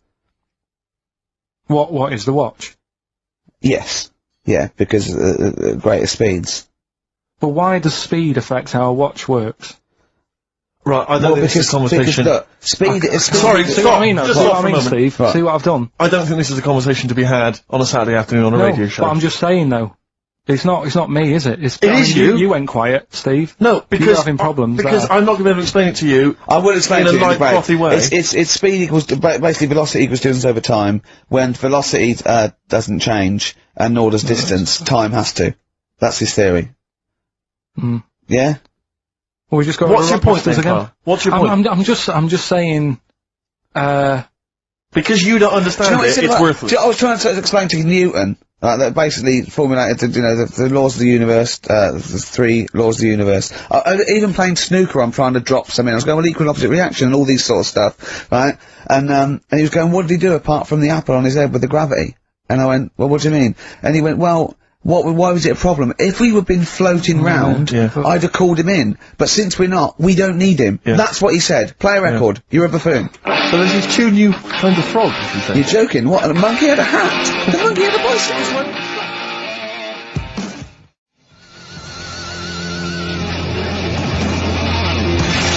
I Believe in a Thing Called Love by The Darkness on XFM 104.9. Last show. Possibly the last ever show. It's up to the K-Man. Little Pilky. Baldy Pilky. Little Whingy. Dimmo Manco. As he's called his Latin name. Dimmus Mancoid. Alright, Carl? Alright? You're gonna miss this, aren't you? nope.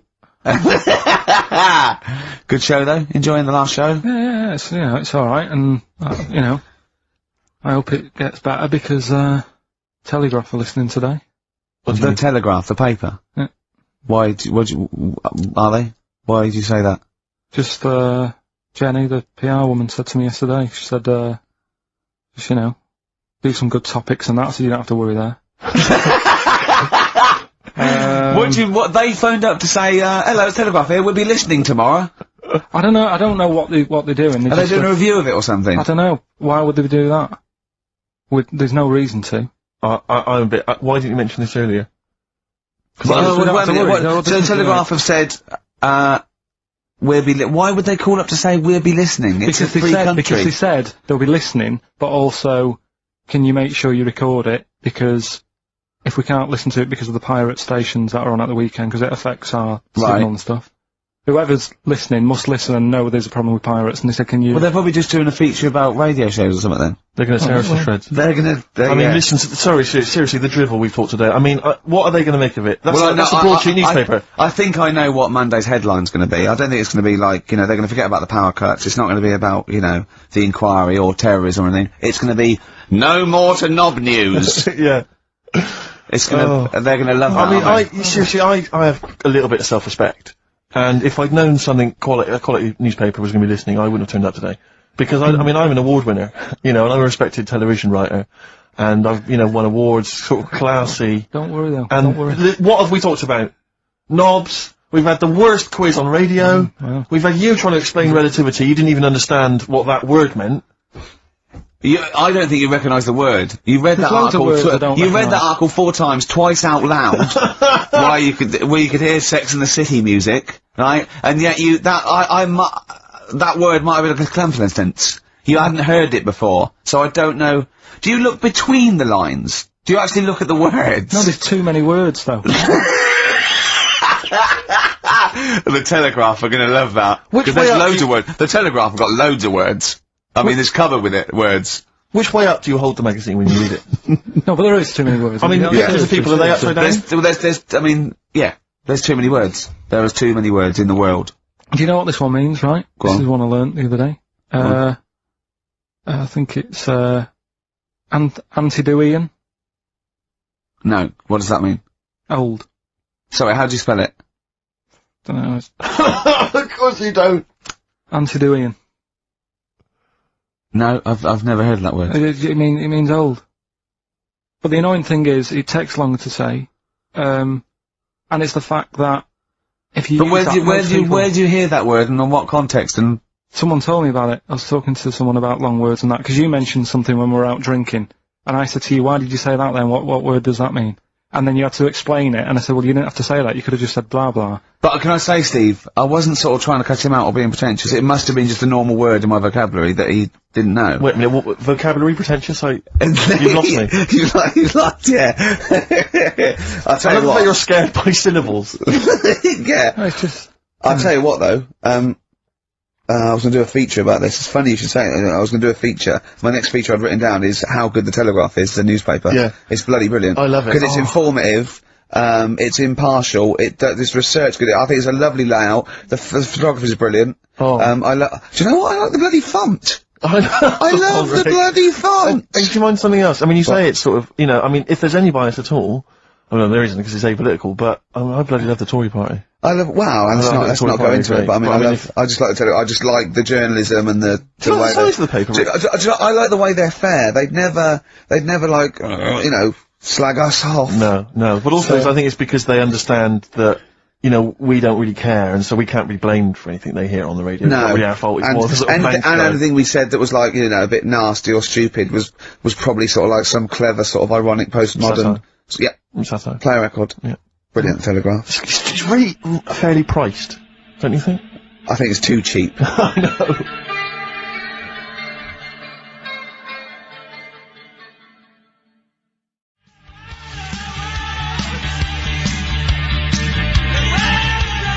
The cult there, She Sells Sanctuary. On XFM 104.9, I'm Ricky Gervais with me, Stephen Merchant. Hello. And Karl Pilkington. Now, if the Telegraph are listening, and they're, you know, whoever it is, they're writing their article, and they're coming up with sort of words like cheap, smutty, lowbrow. Mm-hmm. Yeah.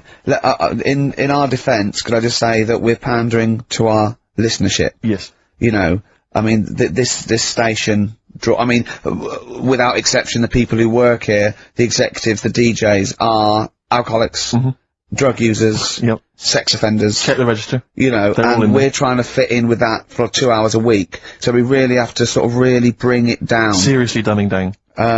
But if you want, we should do our stuff. We do our normals, what we talk about usually. Tits.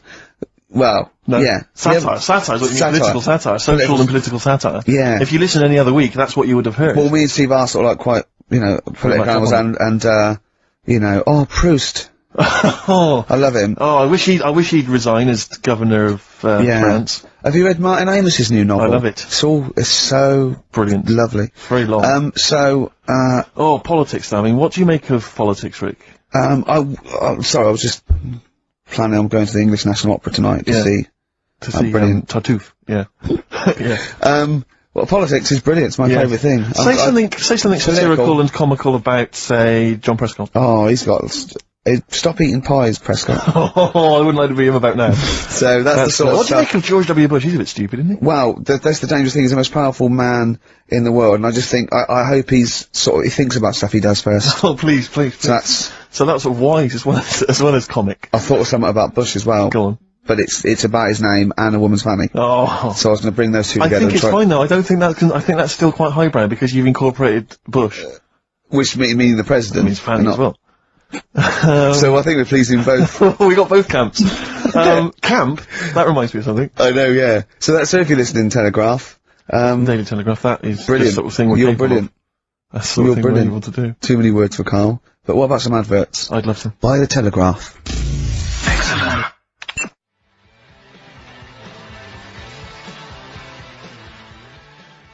Black Rebel Motorcycle Club. Stop. On XFM 104.9. Well, if the Telegraph are listening, they'll be loving the music. Oh, that's great music. They've been loving Knob News. Coming up, Telegraph, just keep listening because Monkey News is coming up. And so we do the results of Rockbusters, the worst quiz. The best quiz.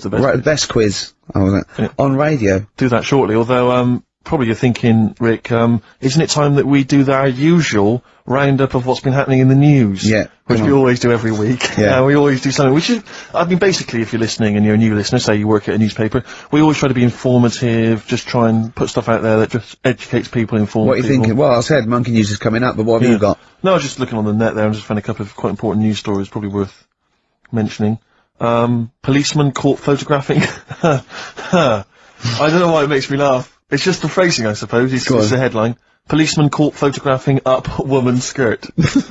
No, he wasn't up there taking a picture of Big Ben. He wasn't going, can I just sit up here? I'm just going to take a picture of that seagull over there. No. He was facing the camera up a woman's skirt. He was indeed. Right. A policeman in Japan is facing disciplinary measures after he was caught photographing up a woman's skirt with a hidden camera while on duty. The 42-year-old sergeant, who's not been named, used a digital camera to secretly snap the shots when the woman was reporting a stolen bicycle. So he was actually doing his proper job. He'd obviously thought to himself, I'll bring him a digital camera today. On the off chance a beautiful woman comes in to report a crime or robbery, I'll have it ready, I'll have it positioned, you know, in such a way. But this is interesting. This is how he got caught. Okay? The woman became suspicious after she saw a flash go off.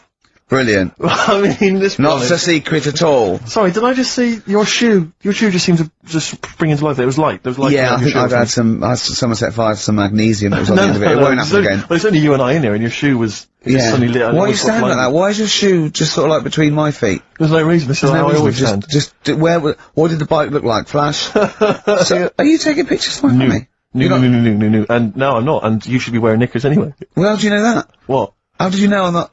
How did I know what? I'm not wearing any. I didn't know you. I don't know what you've got up there. Well, I don't know what it looks like, and there's no way I could. Of course, it would be roughly that conversation in Japanese. I know, yeah. You know, you just mentioned there about sort of no knickers and that. Is this going to be your Auntie Nora? No. Right.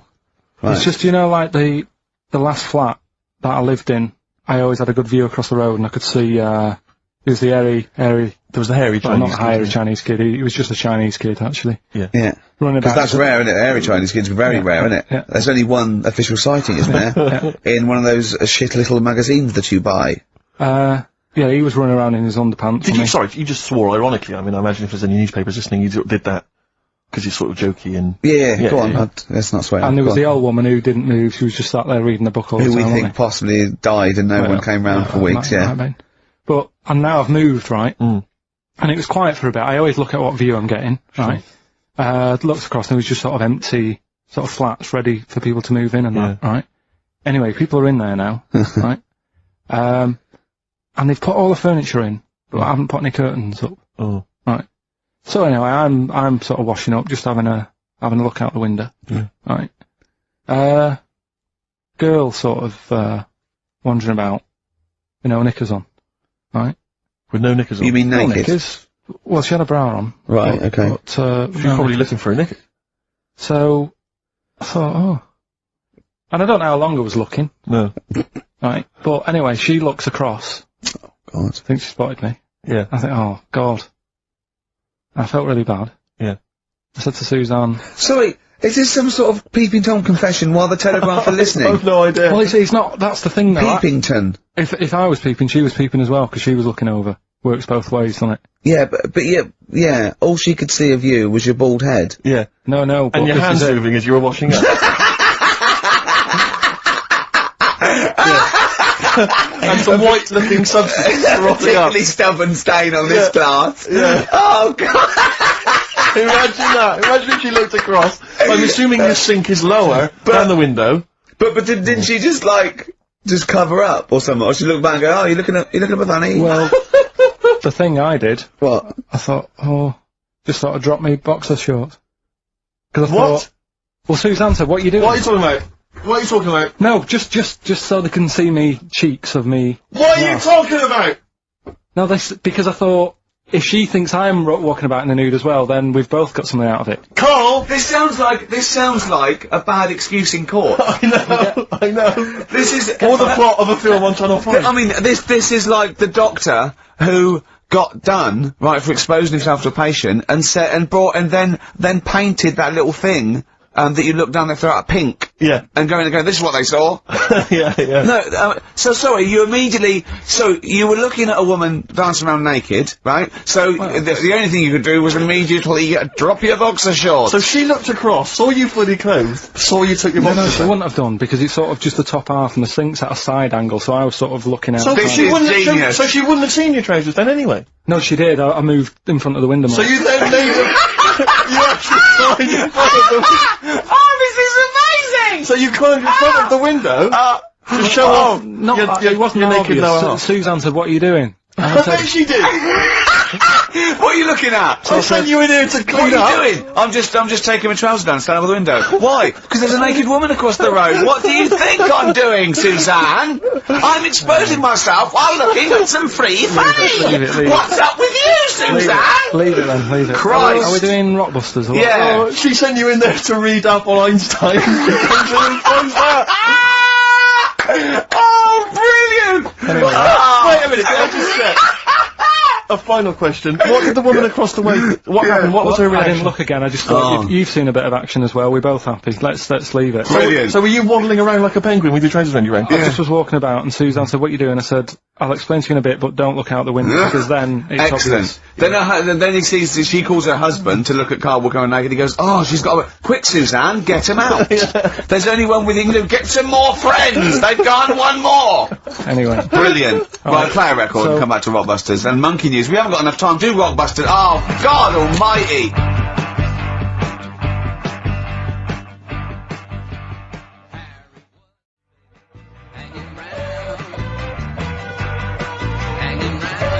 Hanging round of Transformer.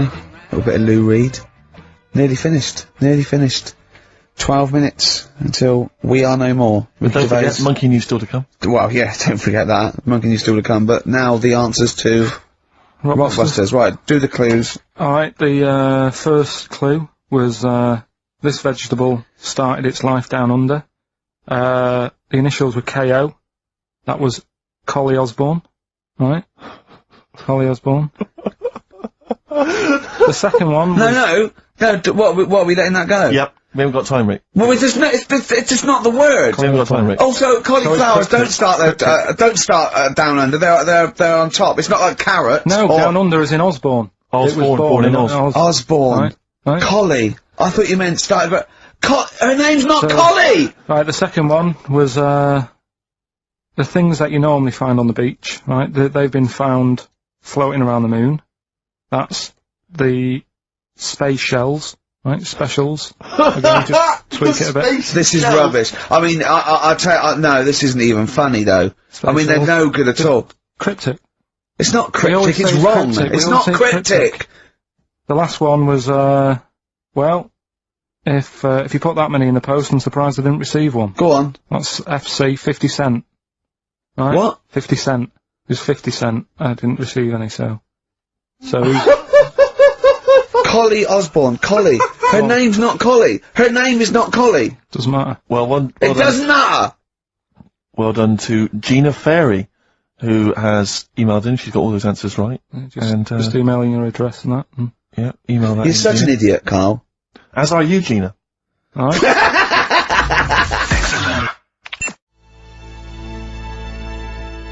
Loosen Your Hold by South.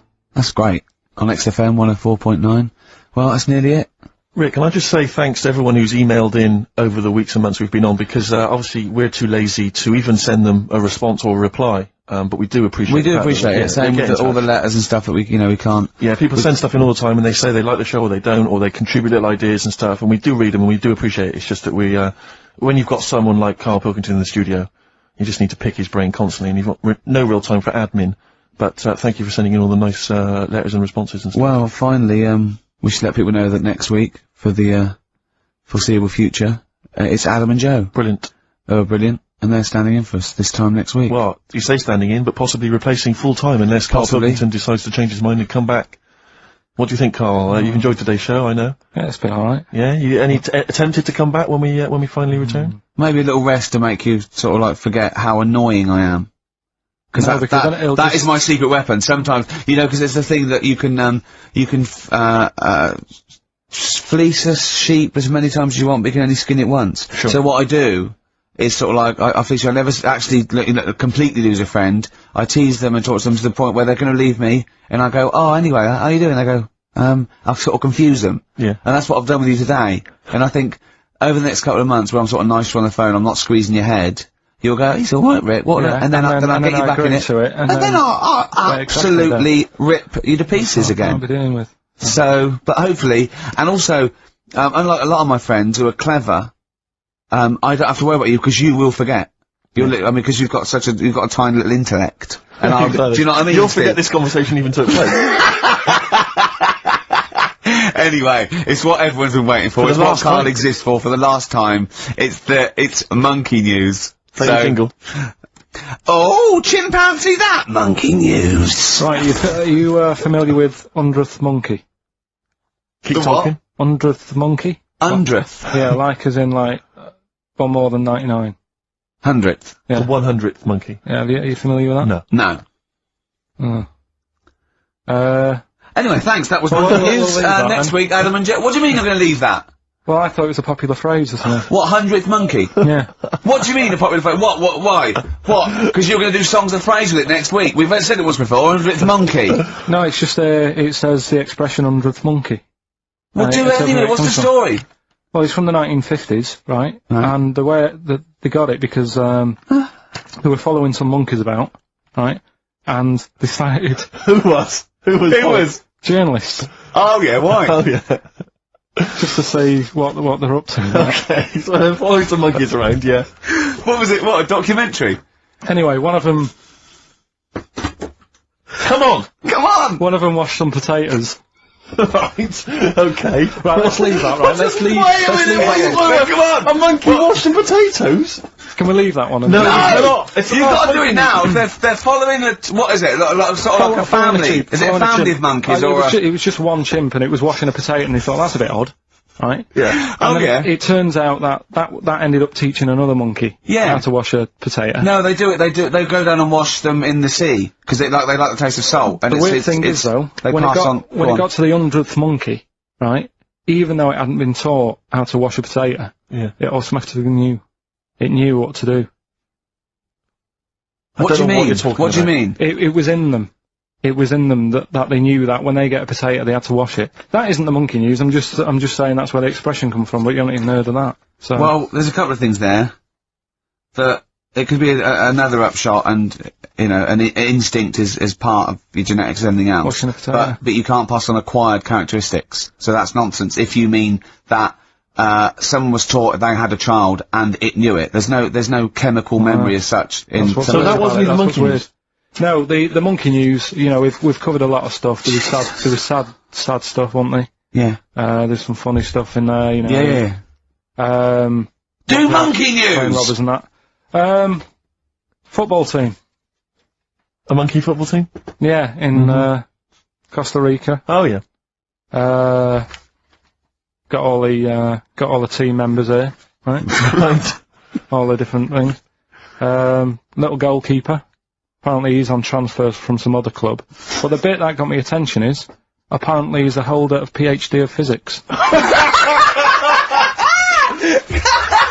want to have a look at that? What, the goalkeeper? Yeah, just the goalkeeper. The others haven't done that much. The others haven't done that much! Well, I believe that he's got better exam results than you, Karl, but I don't believe he's got a PhD in physics. Obviously. Right. Do you know what the name of the team is? Coconuts. Oh! So if the Telegraph are listening, that is the sort of quality entertainment you get. Well, you don't anymore. Let's just put a song on then. Yeah, that's the end. Goodbye, everybody. Have a lovely summer. Yeah. The rest of it. And, we might see you in October. We might not. It's up to Karl Pilkington. Chances are slim. So call 0207 766 6000. Ask for Karl Pilkington. Or email him. What's this? This is Tim Buckley to end with. I think you'll enjoy this. It's called Once I Was. Andrew Phillips. Call Andrew Phillips. See ya.